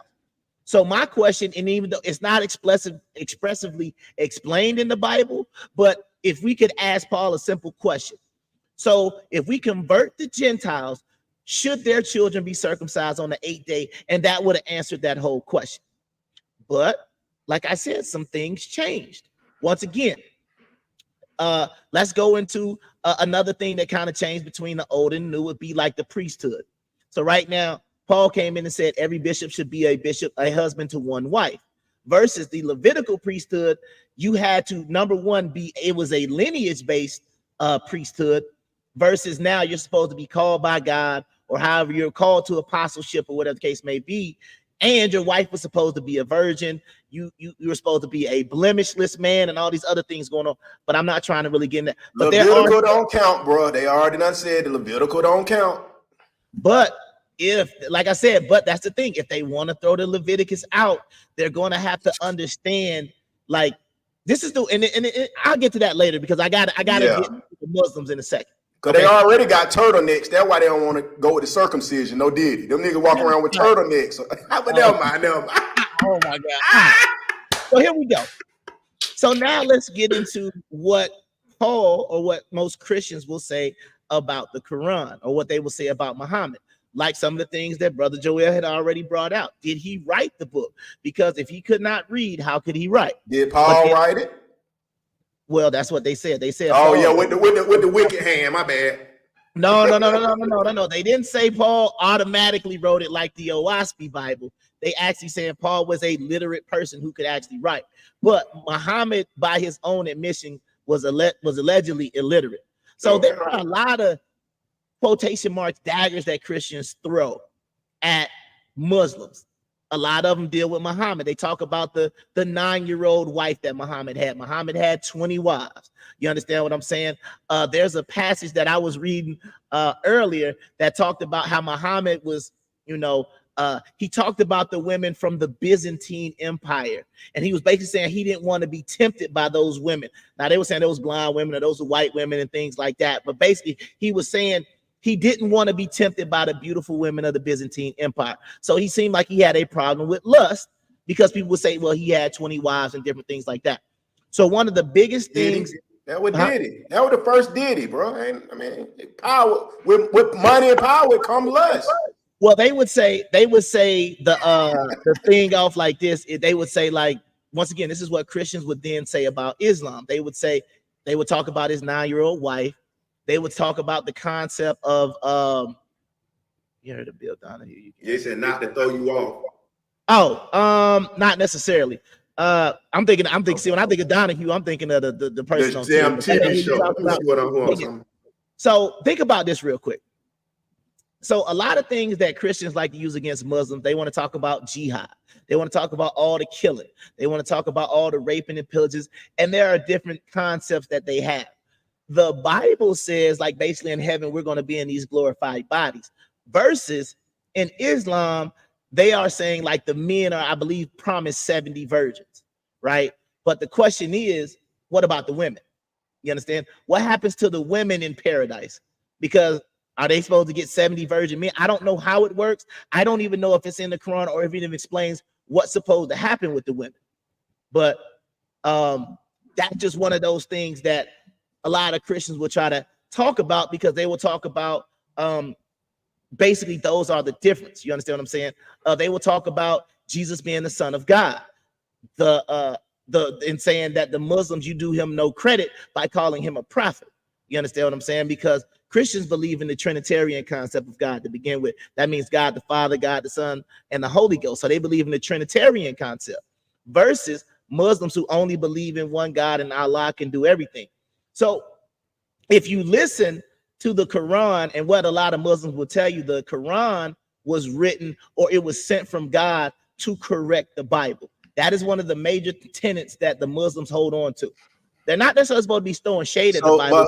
So let me ask you this, since you say that. Okay. Just for what they say, shits and giggles. I know did. But so when you say they came to save or fix the Bible, are they pertaining to fixing Paul's new lead? Is that what we're saying? Or are you telling? Well, is that what they're saying? Let's say that. It's not even, I mean, they go back into the Old Testament as well. They go back and they kind of fix, like, for example, the creation story in the Bible is, man was formed from the dust of the earth, right? Blew breath into him. Then we know that he took a rib from Eve to make woman. So that is how man was formed in the Bible. Versus in the Quran, man was formed from, I believe, a blood clot, right? A blood clot that he formed in Adam. So it's a lot of different things, but there are some doctrinal differences. Like, for example, Muslims believe there is no original sin. They believe that all the sin that you do during your life is based on what your specific acts are. You can't pass sin down from father to child, versus the Christian concept of original sin that would have basically been passed down from Adam and Eve to every generation. So there are some differences, but I think those are two of the biggest ones. A lot of times, I mean, we can get into the Quran, because another big thing that the Christians like to talk about when it comes to the Quran is the role of women and how, now, once again, I can't give you the surah number and things like this, because like I said, I am no expert on the Quran.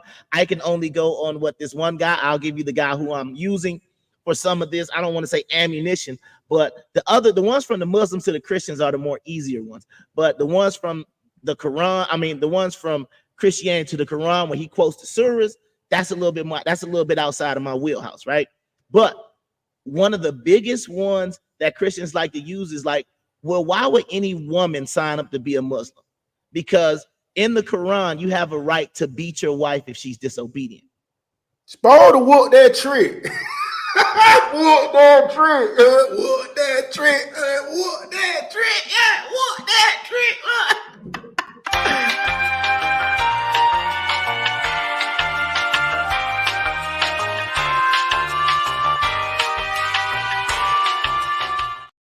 all right. The views Yeah. on this show do not necessarily respect me. It's a song, y'all. It's a song. No, It's a song. no, it's all good. But well, since you brought it up, let's get into it now. Let me see. He brought it up, so yeah. we're gonna take an intermission for the breaking news. A brief intermission because it's getting deep. Because now we were talking about in this faith system, in this belief system, which is called Islam, they might not have a problem with this. By CNN appears to corroborate some of the allegations of abuse against music mogul Sean Diddy Combs. The video, captured on multiple cameras, shows Combs assaulting his then girlfriend, Cassie Ventura, in a hallway at a Los Angeles hotel in March 2016. A lawsuit filed by Ventura in November last year and settled the next day referenced actions that seem to match those seen in this video. There is no audio. According to the complaint, Combs became So, according to the, what a Christian would say is, according to the Quran, that is perfectly acceptable behavior for a husband to treat his wife who was acting up. So this is one of the things that the Christians will use against ammunition, is how Muslims treat women and the role of women in the Quran. You understand? The Christians don't do nothing no different. They do the same thing and then say they can go to church Sunday and repent. Wait, well, so explain that. Walk me what you're saying. So you're saying in Christianity you can do the same thing, but you can just repent and it's the same. You get the same result. From our last show and the way the Christians have been talking on the panel, okay, and all over social media, you can do whatever you want because Paul came with the new spiritual possession hand and said you can do whatever on earth you want because all sin is equal. Is that because we keep skipping around like, oh, that's that.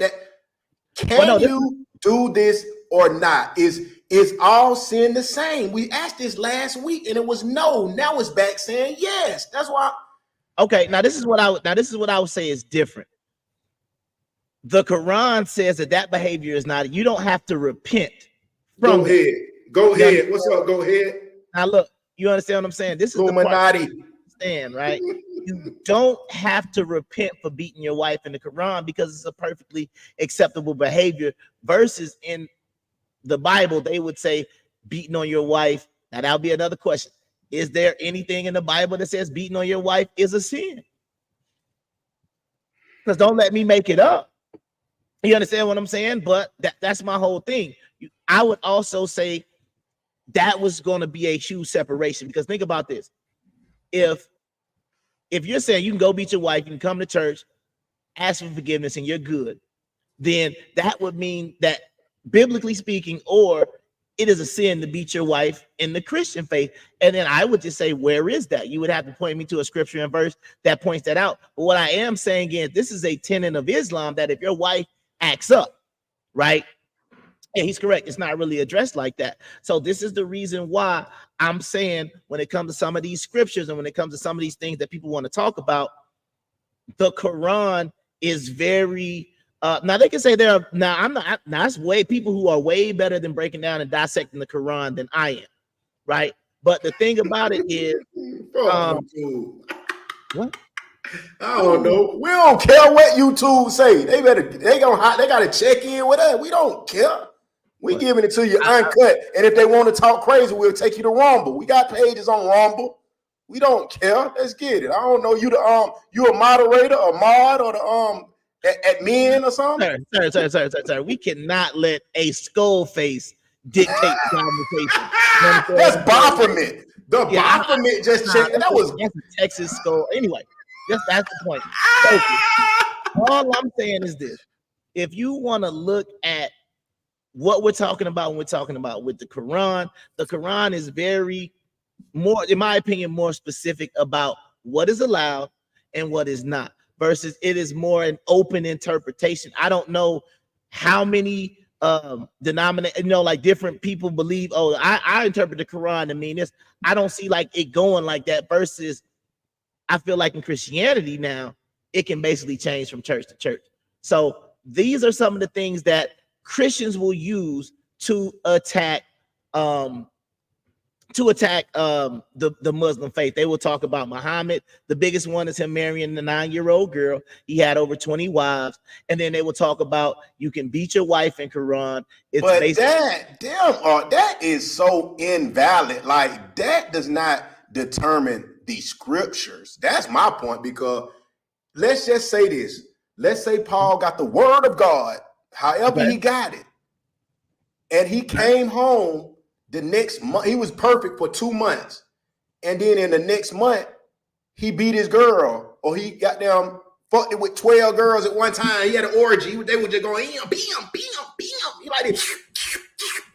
Do that take away what he heard from God? That's all I'm saying. Cause look, y'all be moving too slow when I say this shit. Why I say that is that if they're gonna use Muhammad's lust to discredit everything, what? That's not. I'm just saying, if the word came down to either person, and just because they did their personal enjoyments, that don't got nothing to do with what the word was given to them, if it was given. That's what I'm. That's not a good debate if they saying, well, it's because he cheated on his homework. He couldn't. Like, what the fuck? Right, but see what Joel's bringing up. He brought up Deuteronomy 25:11-12, and I'll address that real quick. Yeah, let's address this. So Deuteronomy 25:11-12 said, when men strive together one with another, and the wife of the one draweth near to deliver her husband out of the hand of him that smiteth him, and putteth forth her hand and take him by the secrets, thou shalt cut off her hand, thine eye shall not pity her. So what it's basically saying is, if a woman sees her man is getting beat up and she goes and tries to remove the man off of her husband, and she grabs him by his private parts, then you're supposed to cut off that woman's hand. That is not a license to beat her, though. You understand what I'm saying? That's basically saying, based on her touching another man's private, you're not supposed to cut her hand off because it touched another private part that was not her husband. So that's what. Well, there would be a lot of bitches with no hand. I do it with no hands. Oh my God! But that's what I'm saying. So, but what I'm saying is, and I don't have the surah with me, but there is an explicit surah that basically says about, we're talking about a man dealing with his wife. That is talking about a man basically who, it said he is being smited by another person, and the woman is trying to help her husband. That's not the same as just, hey baby, can you go get me some chicken? Nah, I don't really feel like it. You can just hit her in the face and it's no problem. So what I'm trying to figure out is, okay, because this is the topic, Paul and Muhammad, and this is for the chat as well. Mm-hmm.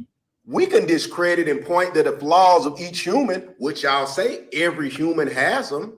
Cool. Mm-hmm. Yeah. But who actually got the word, actually written it down, and wasn't fabricating the story, wasn't thinking about, this is Drake bar. Pedo in a ghetto. Bruh, anybody could write anything, even to this day. It's multiple people who have journals, bro. Yeah. If you pick a nigga journal up that was getting beat up his whole life, it's going to be a different point of view of the world. If you pick a nigga who getting money and fucking every hoe he want to fuck or something, he gonna have a different perspective of the world. If you pick a nigga who is a straight lame who never got the girl he wanted, he gonna say the world was terrible. We gotta think of this. This shit is never changed. Not no emotions, liars, deceitful niggas.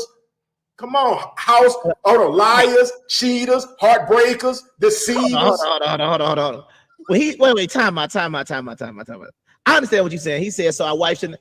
I'm just reading the scripture. See, this is the problem. When I just read, did everybody? So I'm just saying they're not the same thing. We're talking about domestic violence versus your wife trying to help you when you get beat up. They're not the same thing. That's all I'm saying. It didn't say thou can smite thy wife with no problem at all. It didn't say that.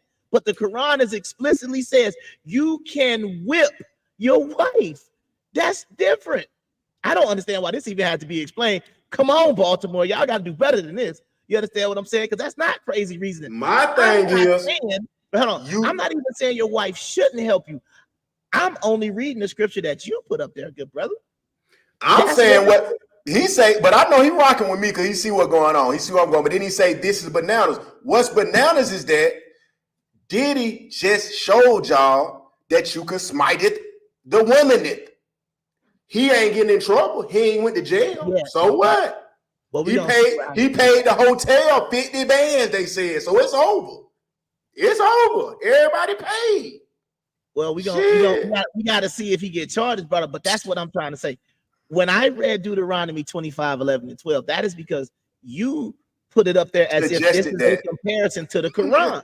You understand what I'm saying? That's my point. So if I'm talking about the Quran permits the men in the Quran to beat their wife, and then you bring up a verse in Deuteronomy talking about if you're getting beat up and your woman helps you, that's not the same thing. No. You understand what I'm saying? It's not the same thing at all. And it's not even co-signing that I'm saying, oh, yeah, she deserves to get her hand cut off. I'm not saying that either. And this is the problem when it comes to these books. People will not understand when you just read what it said. What am I reading from? You gave the scripture. I read it.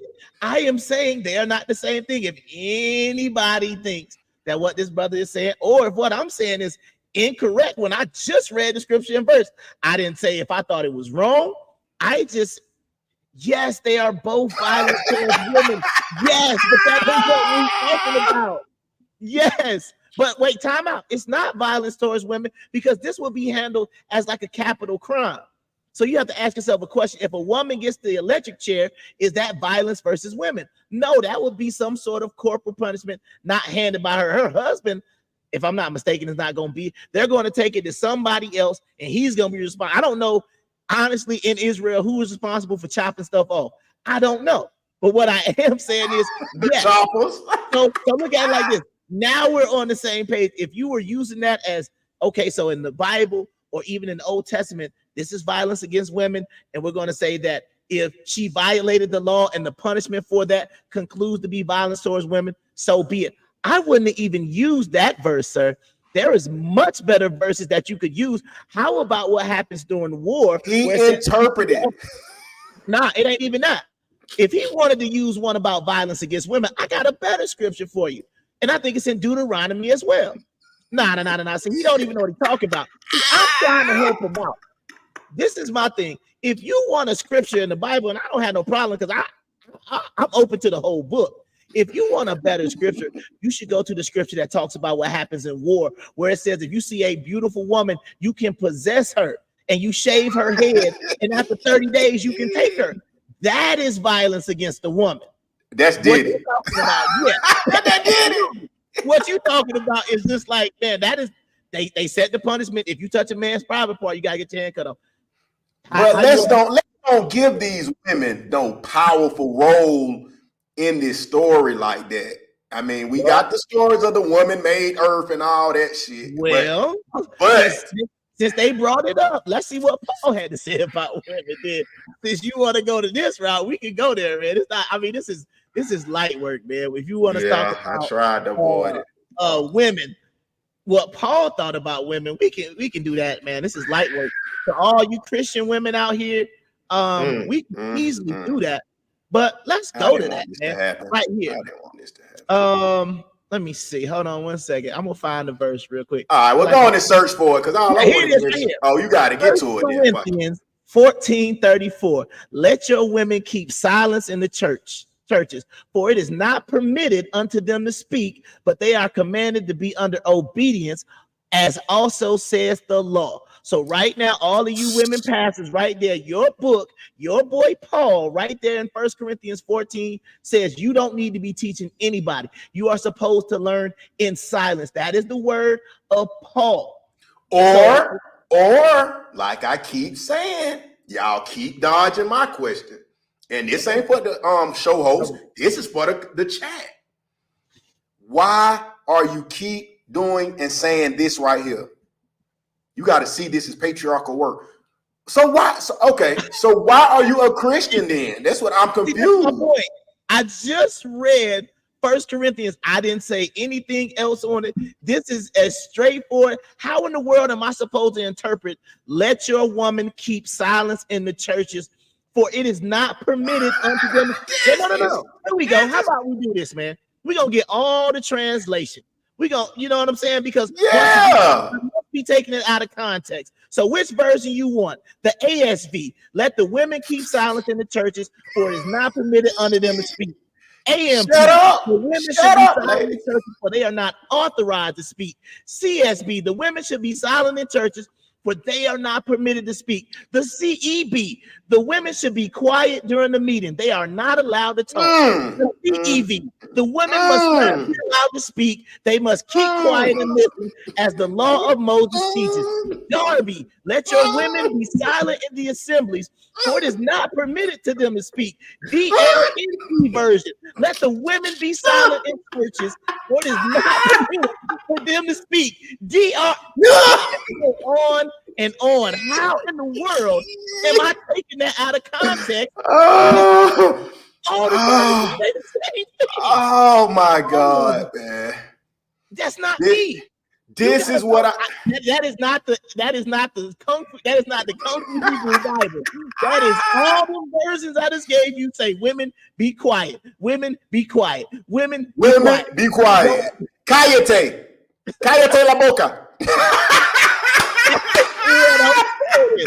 That's my whole point. So once again, but one thing we do got to understand is when we are having these types of, right, then this is how people will do. You will just read what it says, and they'll be like, "Nah, you taking that out of context." Yes, I know. How?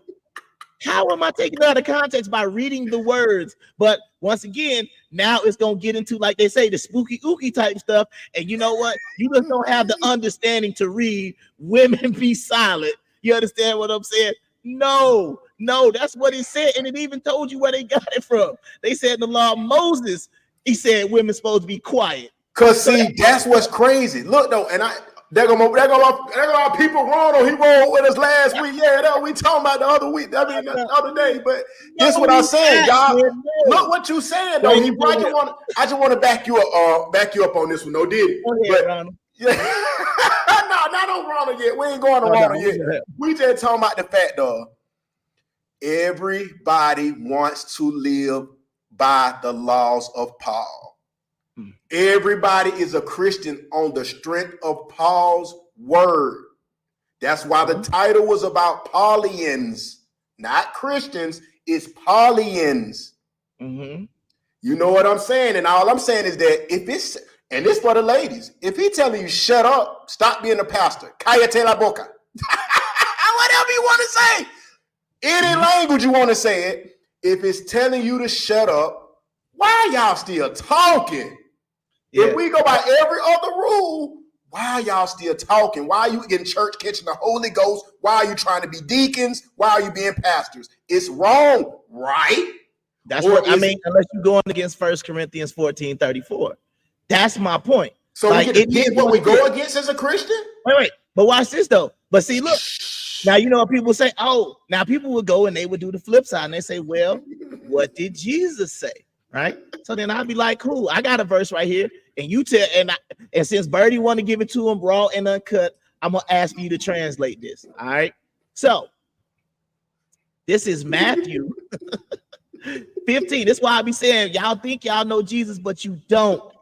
You don't, because you don't read, and that's y'all's problem. You need to read, and you would know exactly who Jesus is. It says, and behold, a woman of Canaan came out of the same coast and cried unto him, saying, have mercy on me, Lord, thou son of David. My daughter is grievously vexed with the devil. But he answered her not a word. Bird, what does he answered her not a word mean to you? Hold on, repeat that one time. Let me get the full context right. I just need for you to, okay, I got you. And behold, a woman of Canaan came out of the same coast and cried unto him, saying, have mercy on me, O Lord, thou son of David. My daughter is grievously vexed with a devil. But he answered her not a word. Since we want to do all these interpretations, how do you interpret, but he answered her not a word? I mean, the street way is that the nigga ain't studying what you talking about because I fuck with the fuck with. I don't fuck with you because you don't fuck with me. That's what I get out of that. So, bam, there you go. That is the Book of Birdie, verse Book 25. of Birdie. So here we go. Now check this Chapter out. AK, verse 47. Now watch this. And it says, now I'm gonna see if you get where I'm going with it. And it said, and his disciples came and besought him, saying, send her away, for she cries after us. But he answered and said, I am not sent, but unto the lost sheep of the house of Israel. So when she asked him to do something, he said, but he answered and said, I am not sent, but unto the lost sheep of the house of Israel. How do you interpret that? He only fucking with who he fucking with the fuck with who fuck with him. That's it. And he only coming for one, the Israelites, if you want, however you want to put it, the Israelis. You messed up with the E's. We don't keep the ice. Don't put the E's on there. You don't put the ish on there. All right. So let's keep going and read the verse. Yeah. I want you to interpret it the best way you know possible. It said, then came she and worshipped him, saying, Lord, help me. But he answered and said, it is not meet to take the children's bread and cast it to dogs. Bird, how do you interpret that verse right there? I'll read it again. But he answered and said, it is not meet to take the children's bread and to cast it to dogs. How do you interpret that, Bird? What is Jesus telling her? Shit. They not like us. They not like us. That's what it's on. They not like us. They not like us. But what you telling me? I think I'll go deeper. I'll go deeper. No diddy. No diddy. Right. Think about this. He's talking to a woman, and he just compared her to a dog. Anything that is not of the Israelites. You're not right. Okay. He ain't got nothing for him. And he said, and she said, true, Lord, yet the dogs eat the crumbs which fall from their master's table. And Jesus answered and said to her, O woman, great is thy faith, be it unto thee even as thou wilt. And her daughter was made whole at that very hour. So right now, you got the guy that you're talking about called, I mean, what is the word for a dog that just don't happen to be a male? What's my favorite word? Bitch. Bitch was my favorite word. But you know what? Somebody would say he didn't mean it that way. That's absolutely what he said. He said when she asked him for his help, I don't know what she's talking to me for. I'm only here for Israel. She Canaanite. Yeah, I don't fuck with Sexy Red. I don't fuck with Sexy Red no like that. I don't fuck with Sexy Red no, shawty. But we ain't even fucking around like that. Absolutely. And then when she asked for help, what did she say? Hey, look, you ain't taking no crumbs away. We don't feed the bread for the children. My partner, my kid don't got to eat. No, I ain't got nothing for you. Hell no. Get your ass on over there and go. Get up out of here. So this is the part that I'm talking about. So once again, it must be a comprehension problem if you can't see what he's saying in that verse. Just like I just read 1 Corinthians. You understand what I'm saying? This is the problem. You understand what I'm saying? But let's get into, once again, because right now he's talking about we beating up on Christianity. You brought that on yourself. We were supposed to be in the Quran hour, but no, you had to make it seem like a basic interpretation or a basic scripture that don't take, it's not a deeper meaning. It's not like it's a prophecy in the book of Daniel where it's talking about 4 different kingdoms when it's talking about the beast. It doesn't have to be interpreted deeper. It clearly says New Testament, Paul, women need to be silent in the churches. There are no deaconesses. There are none of that. That's what the New Testament says. So you can't say that's some Old Testament stuff because it's clearly there in 1 Corinthians, written by who, Birdie? Sir Paul Wall, the artist Paul Wall.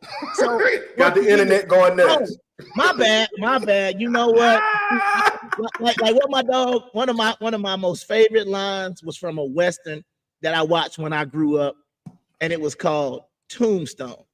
And the great Doc Holliday said, you know what? I'll be your Huckleberry. So I'll be your Huckleberry. You want me to be your Huckleberry tonight, good sir?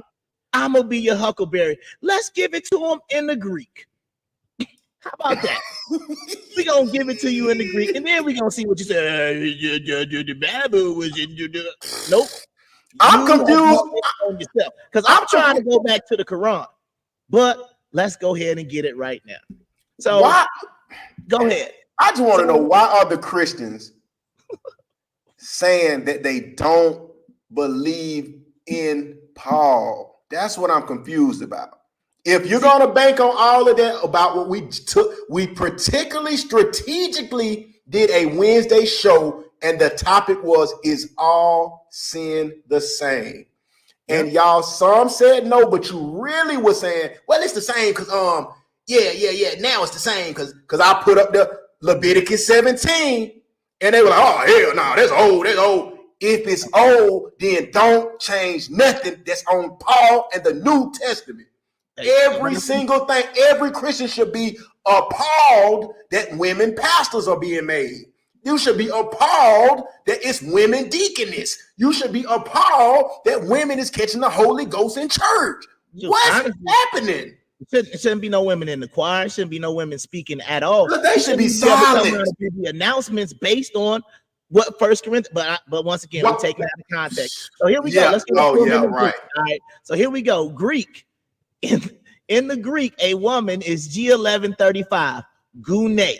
Because remember, there is no Hebrew version to go through. Okay, taking this out. So a gune. Hold on. Come on, gune. Since we taking it out of context, let's go ahead and get this out the way. And then for the last part of the show, we go into the Quran. I don't care what he talking about. Oh, ignore Brother Joel for a minute because he's throwing off the show. You making it in balance. We supposed to be on the Quran right now. You making it in balance with this nonsense. But here we go. Here we go right now. Let's go into the Greek, which is all the New Testament is written in. So can you see my screen?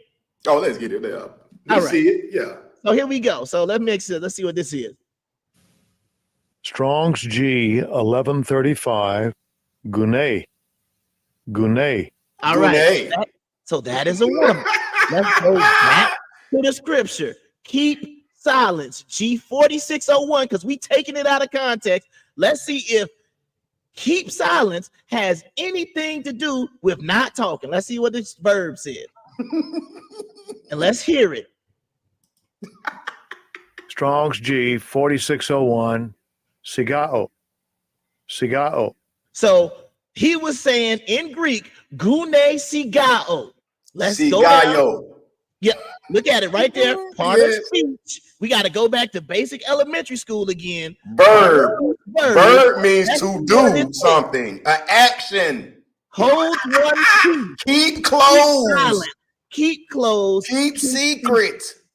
To be kept in silence. Outline of biblical usage. To keep silence. Hold one's peace. Conceal. To be kept in silence. To be concealed. Wait a minute, but we still taking it out of context. So there's a second part of the verse right here. Not permitted. Okay, let's go to 21. Let's see if they got permission. Let's see if it's something about permission. This is, what is this? Epitro. What does that mean? Strong's G 2010, epitrepo. Oh, epitrepo. Hey, we need Giannis on the show. Yeah, we need that white Giannis, man. I think they cool. It says, permit, give leave, give liberty, give license, or to suffer. Hold on, take a break for a second, bro. Take a breather, because I want to say this. This is just so amazing, this show, because it makes me think of the Instagram reel we play over and over when we promoting the show, and it says, the Conquer Hebrew says, and I'm gonna type that, pull up Google right on the screen. And if I'm lying, you can catch me right here. Y'all have turned this show into a bash session again against Christianity because you're making it seem like we are going far out of context. It didn't say the woman has the option to be silent. It didn't say women have the option to be. They want that, bro. It said clear as day in the Greek, keep silent. You are not permission. Look at these different verbs. You do not have, let me read the it again. Permit. You don't have the liberty. You don't have the license. Let, give leave to speak. And this ain't, I ain't with that Old Testament stuff. Why are the women, excuse me, but why are the women Christians, why are they not keeping the word? Yeah, But that's why are they not holding other women accountable? This is what we mean. Everybody want to do what they want to do. You cannot do that. That's not the laws that were set. And this is what y'all want, a Paul or sorry, Ronald. You want a Paul so you can do what you want, or you want to be an ID where you can do whatever you want, except against the law. But you really want to do what you want to do. This is what I mean. So if we want to do what we want to do, why are we not just purging and do like the brother Billy Carson said? Stop paying rent, stop paying our car notes, stop going to work, and let's see what we can do.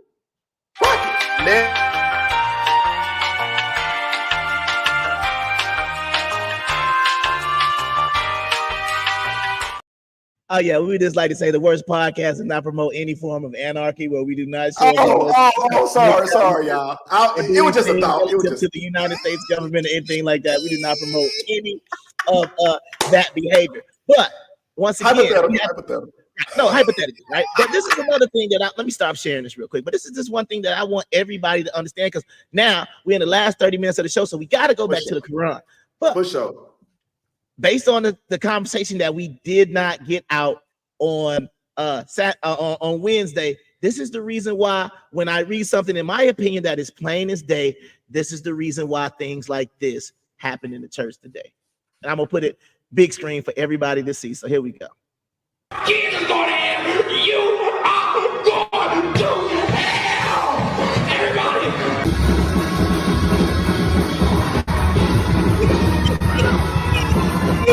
Pause. No, did it?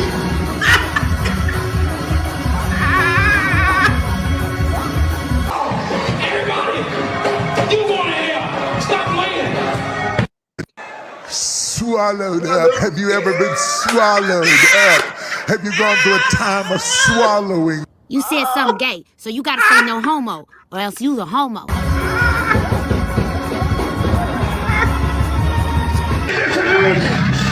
I'm over it. On that job. It don't pay me enough.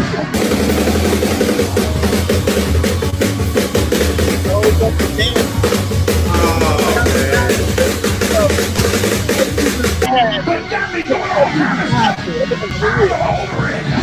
With those friends that I'm used to, but I don't benefit. I think it's over it. Oh my God, man. And as simple as this, I messed up. This has been a really, really hard. Pause, Granddad. If it sound gay, it's gay. And you gotta say no homo. How I know you're not a homo, Granddad, if you don't say no homo? Few days. Now, if you watch the show on Wednesday, the question that you got to ask yourself, why is this brother remorseful? Because the other pastor who was a homosexual said God made him this way, right? So why is one pastor who did a homosexual act remorseful and then the other pastor not? Let's go ahead and finish this up. But I struggled. And the struggle didn't just begin. You know, struggle has been a struggle. What is he struggling with? If this is perfectly acceptable in the modern church, why is he even in, as they would say, in the spirit of repentance? Why does he feel bad for what he did? Or does he just feel bad because he got caught? Now, let's keep going down like that. Hold on. Don't get to that. Hold on. And the conviction has been great. I didn't address what should have been addressed in my life, you know, and you all seen it, you know, you seen the video.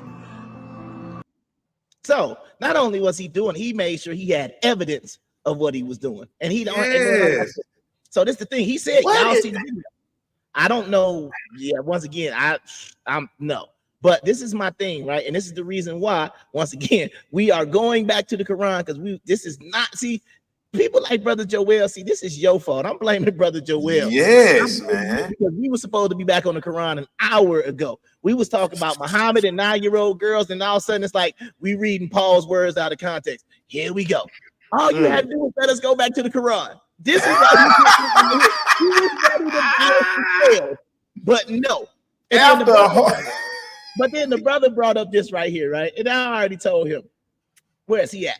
He said, now you show the Hebrew brothers and their Power Ranger costumes to be fair. Absolutely. I 100% agree with what you're talking about because I know what he's talking about. And I have some examples of that. But once again, y'all keep wanting to change the show and make it this and that. We're supposed to be talking about Paul and Muhammad. How we start talking about Power Ranger costumes and we start talking about women. See, this is the reason why, like I said, you want to keep it nice and condensed. But then all of a sudden people start. Anyway, let's go ahead and finish this right on up, man. Go ahead. I want to take my responsibility. Yeah. That's my public statement. I want to take my responsibility and I want to repent before God. I want to it's perfectly fine. Take off my title. Take off. Yeah, I just wanted to comment on that too, man. Okay. This is my man, what's killing me inside, bro? I'm just confused. Okay. That's why I asked Wednesday about was people really being ordained to be pastors, or they just worried about that 501c or whatever it's called, trying to get some money, nonprofit, because it's starting to get like a joke. Because what I'm saying is this: if the Lord ordained someone, hypothetically, to become a pastor, and he's basically living through him like they would be doing to Jesus, that's what they used to say for pastors. Now, I guess the spirit of Paul is coming through the pastors, and it's allowing you to do whatever you want to do and whatever. It don't matter, because I would always think that if you are getting led by a righteous spirit, why would you not be against every sin? That's all I'm confused. Why are you not trying your best to promote and live righteously if you have been ordained? But this is what I'm saying: a nigga just jumping out the shower after whacking off for 2 hours, just pulling, wop, wop, wop, wop, wop, like Kendra say, wop, wop, wop, and then you get on the stage like you're a pastor, bro. Some people do not even walk. Brother, what's that? What's that, brother? Continue. But for real, I'm saying, okay, he say ordained is done by the people. So is anybody who has been a pastor led by the Spirit? That's what I want to know now. Hold on, but it's two things, right? Define righteousness, and then this is the thing, right? If we don't have any defined way of understanding what sin is, the sin is up to interpretation, up to the person, up to this, up to that. That's what I'm trying to say. Sin will vary from person to person, region to region. And that's why I just keep trying to say it goes problematic, because there is no easily defined thing. If you ask me, is this a sin? I could either say yes, no, or there is no law against it. That's my only really option that I have. Bro, you know what this remind me of, bro? And I know everybody in the chat can relate to this. I'm gonna be real. This reminds me of the game we used to play when we were about 5, 6, 7, 10 for some of y'all kitty ass niggas. Whatever. But maybe we was about 10 years old. I don't know. No Diddy. Not the game. Not that game. Hold on. No Diddy. No Diddy, bro. Okay. So it's the game when you used to say, you sit in a circle, 10 of y'all, he'd be like, all right, I'm gonna say something. The cow jumped over the moon. Pass it on. Then they say, the cow jumped over the moon. This thing, before it come back to you, it's the dog sleeping in bed with my mama. You know, Diddy. You know what I'm saying? It's like the story get passed to the point that it becomes a complete different story by the time it get back to the creator, man. Yeah, what was that game called? Do you remember the name of that shit? Telephone. Oh, okay. Mm-hmm. But yeah, let me finish this up real quick. And then, like I said, I am going back to the Quran. I'm ignoring Joel. So you just gonna have to sit there, like you're gonna have to sit there like the woman in 2 Corinthians in silence, my brother, because we got to get back to the Quran to balance. We got Joel agreeing, saying it ain't even a spirit no more. God, oh God. Here we go. Let's just go ahead and get through it. Yeah, let's go. My hat, take off all the articulations of my duties, and I want to repent to the people who God has entrusted.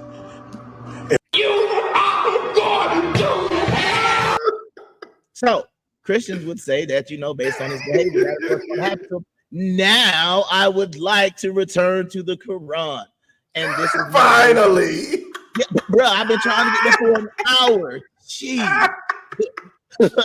Like my dog went viral on the where he was like, Jesus cut. All right. So here we go. This is allegedly, this is from counteringislam.com. All right. So this says, does Islam endorse grape? It says grape is not a sin in Islam, but worse than this, it has 2 laws that allow it. First, husbands can have sex with their wives whenever they want. Marital grape, this is in the Quran 2 verses 223. Second, a divorced child wife who has not had her menstruation must wait 3 months before remarrying. This assumes statutory rape has occurred.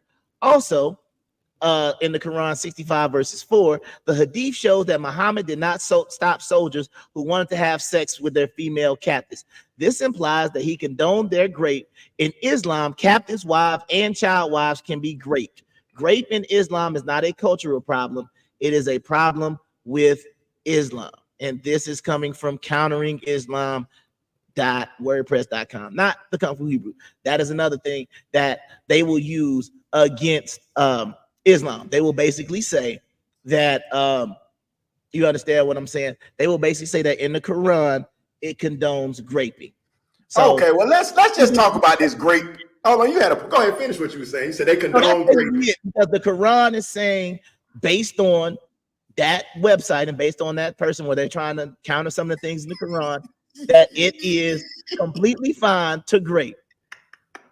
Okay, but look, hold on, Ron. Let me get this. Let me put this up here though. Just because y'all want to say about the graping, this is what the good brother Muhammad says. He says, what is it graping when the holet is this is bigot? What is great? He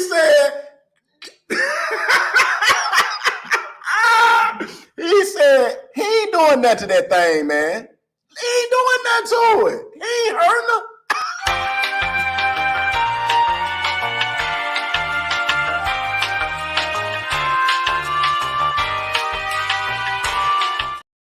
All right, man. See, you know what?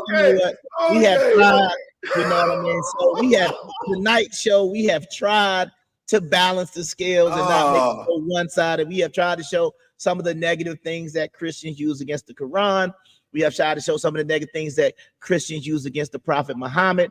We have tried to show things that the Muslims use against the Apostle Paul and Christians. But the overarching point of what we're trying to say is, if you look at the initial place where everything starts and where it's created, I'm not going to say they're not different because they do have different principles. But at the end of the day, we need to understand that Islam and Christianity being at odds with each other over doctrine, over who has the best, whatever. I feel like it's almost like if you look at Judaism, Christianity, Catholicism, and Islam, they're all under the same branch, but they all kind of sort of hate. Well, they all hate each other, and it really makes no sense at the end of the day. So the purpose of this, like I said, was not to turn to a bad session against Christianity, but based on somebody in the comment section, it kind of turned into that. That's all good. It's all good because we appreciate that, Brother Joel, because like I said, the show is continuing to grow. So we got to learn how to just ignore us and stay focused and stay on topic. So we appreciate all of those different things. So let's go to something now, like I said, because after all of that stuff that we was talking about and all of those good things, man, let's go to something a little bit lighter.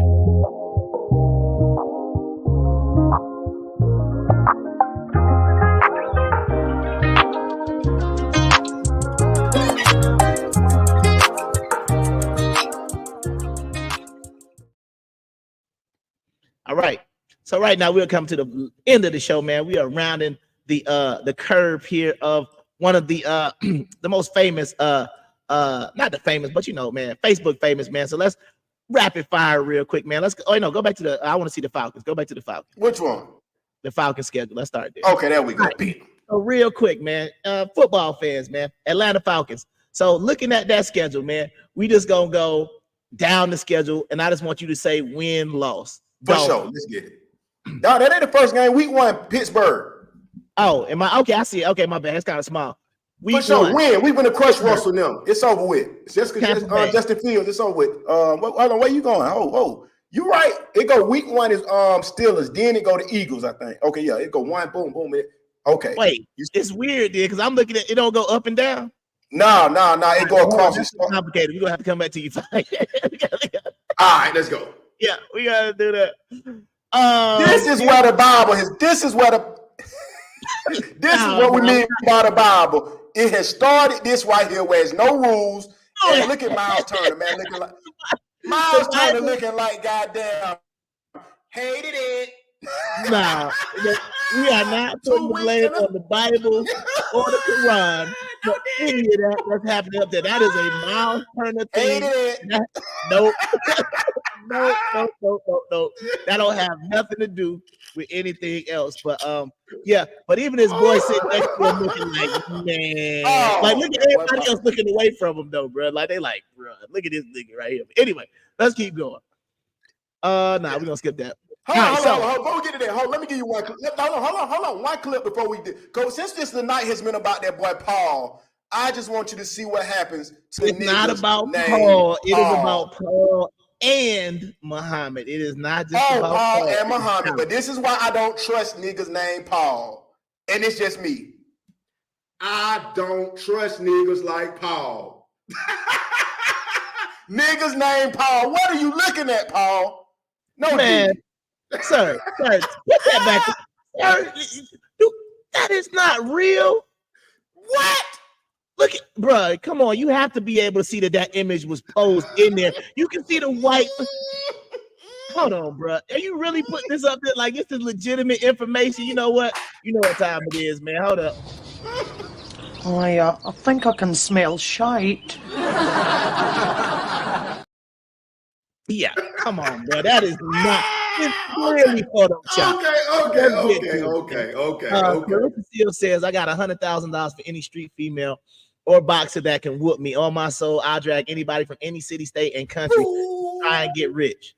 Damn, it's a blessing. She give you 100 bands. Because it's been people in the comments mad at her or saying what they'll do. She said, come on, I got you 100 bands so I can punish you.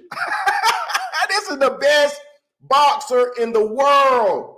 Yeah, absolutely, Juju. Yeah, I joined the Discord. Well, I'll tell you how to contact me after this, but we'll get to that in a second. But yeah, I joined the Discord. I don't have no problem with that. But pseudo killers. I'm just saying, I'm gonna call it. I'm trying to call balls and strike. That's it. That's how I deal with it. That's if it. You don't like it, I don't know what to tell y'all because I'm trying to read this as basic as possible. I'm not trying to go deeper. You have never heard me talking about needing some extra supernatural thing to read. I'm never gonna tell nobody that. And look, that's why it's so funny, bro. Because you don't never know what the chat thinks, or don't know what they think you know, or don't know what we know, or none of that. And it's so funny because, like I say, for those that don't know, man, I've been locked up about 20 years of 40. Man, I ain't do nothing but sit and read these books, the Bible, the Torah, the Tanakh, the Mason, man, I done read all this shit over 20, 30 times a piece, bro. Back to front, front to back, studying words, learning the words. Yeah. That's why it be really so funny. That's why I just be throwing shots. And it's like, y'all comment like Joel or whoever. You're like, oh, y'all, I know this, I know that. Y'all really don't know nothing, bro, for real.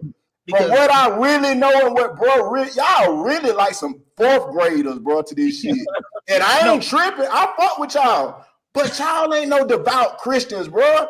Y'all is not no devout nothing. Because y'all don't even, y'all interpreting y'all own word wrong. You trying to straddle the fence. To me, that is not a devout Christian. Right. That's because just me. What did I do, right?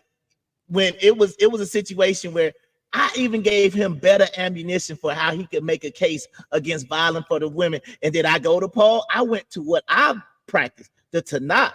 I went to the Torah to show him, oh, if you want to talk about violence of women, here's a great verse to use. Because let me tell you why. Because I'm not sitting here trying to hide and say, oh, you're taking it out of context. No, sir. If it say what it say, that's what it means. Now, like I said, there are other things in the Bible that you have to understand the context of what's going on.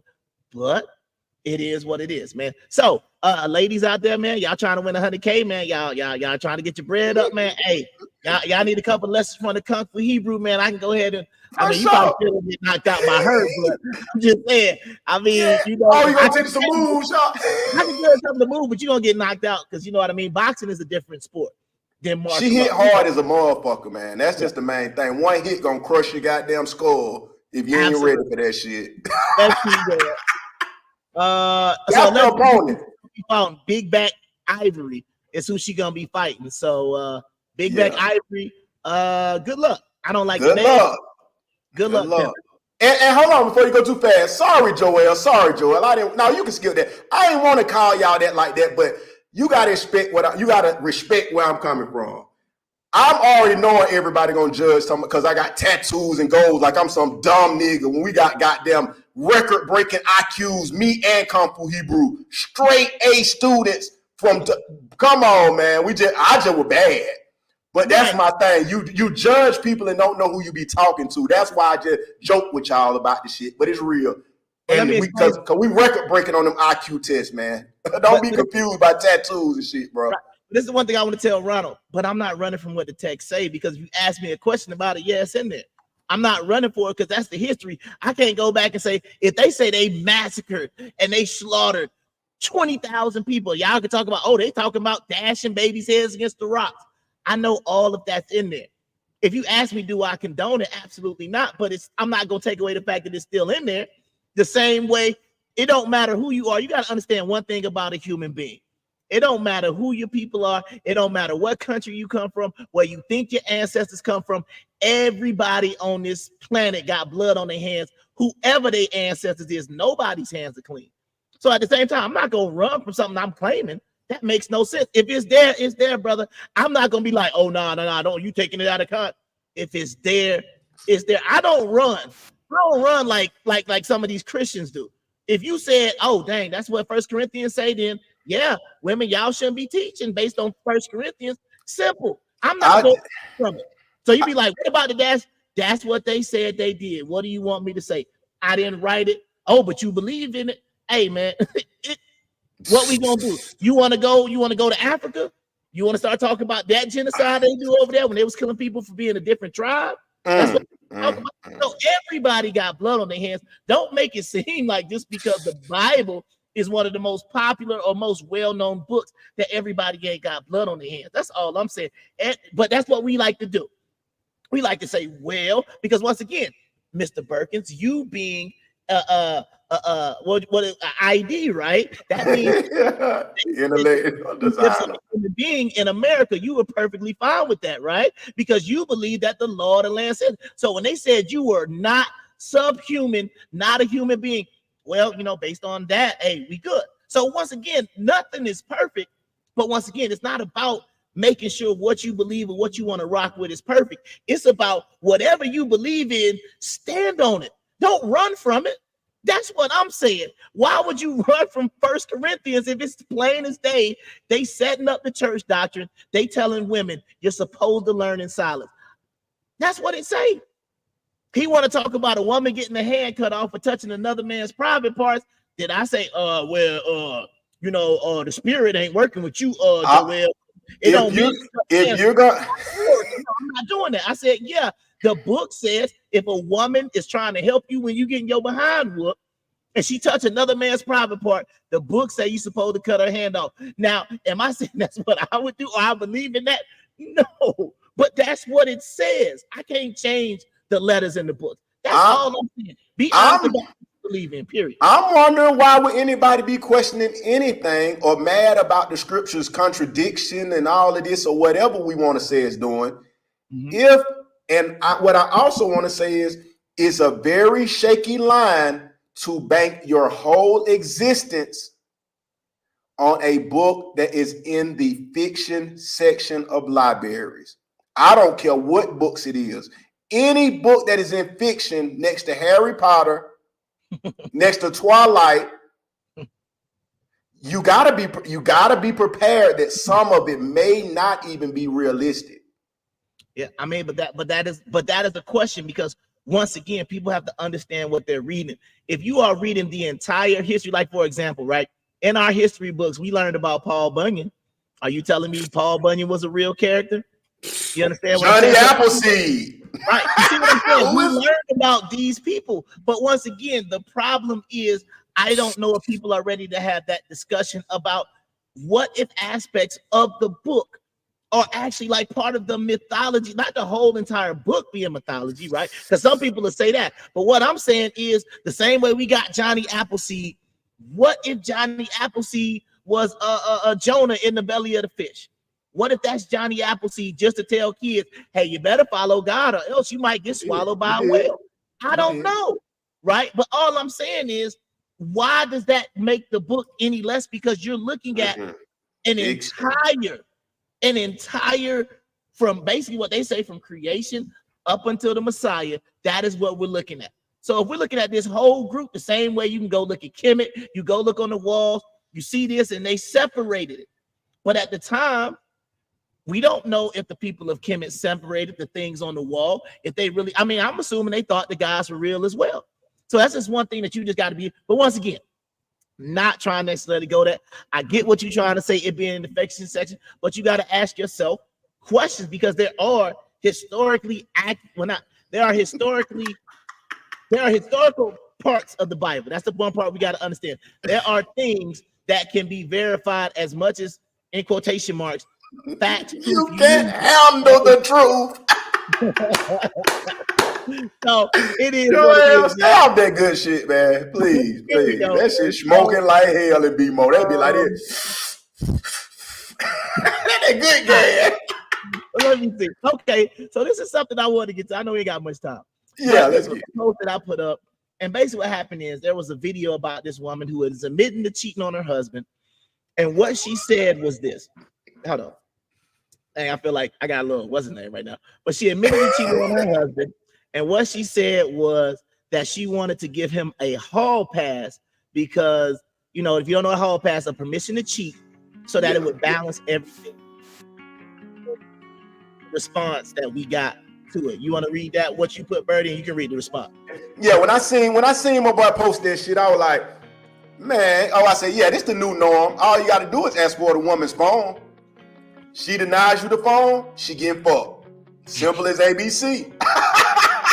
Because I'm just saying, what woman is not going to give her man who she hoping he ain't doing her dirty, number one? Hell yeah. If this nigga say, well, let me see that thing. I got to call my folks. I need it 2 days. I'm going to go out of town.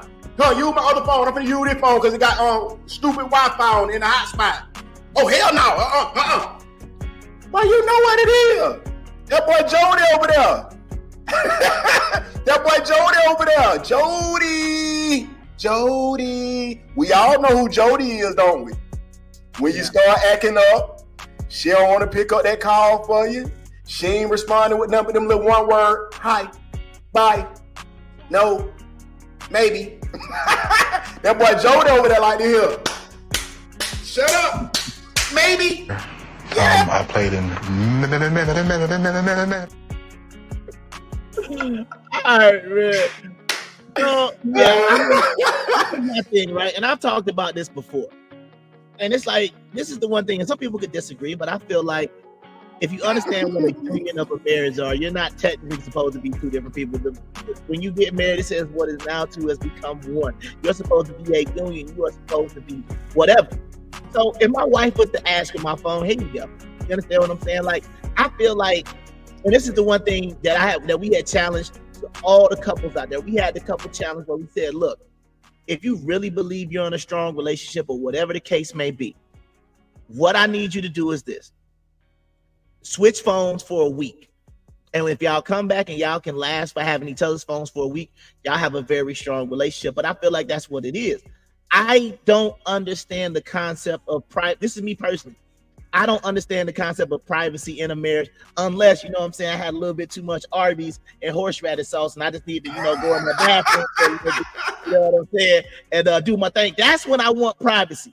And girl, you supposed to, the girl's supposed to love you and they supposed to be like, man, get this phone, bro. We don't care. Look at this shit. Look at this thick ass bitch. Look at this girl. You supposed, and that's we saying if you love each other, not that fake shit. You know what I'm saying? And not because I'm pimping, because I want your money to drive your car to work. Right. Not because you need your rent paid. All you want to do is keep acting like you fuck with me because you need your rent paid.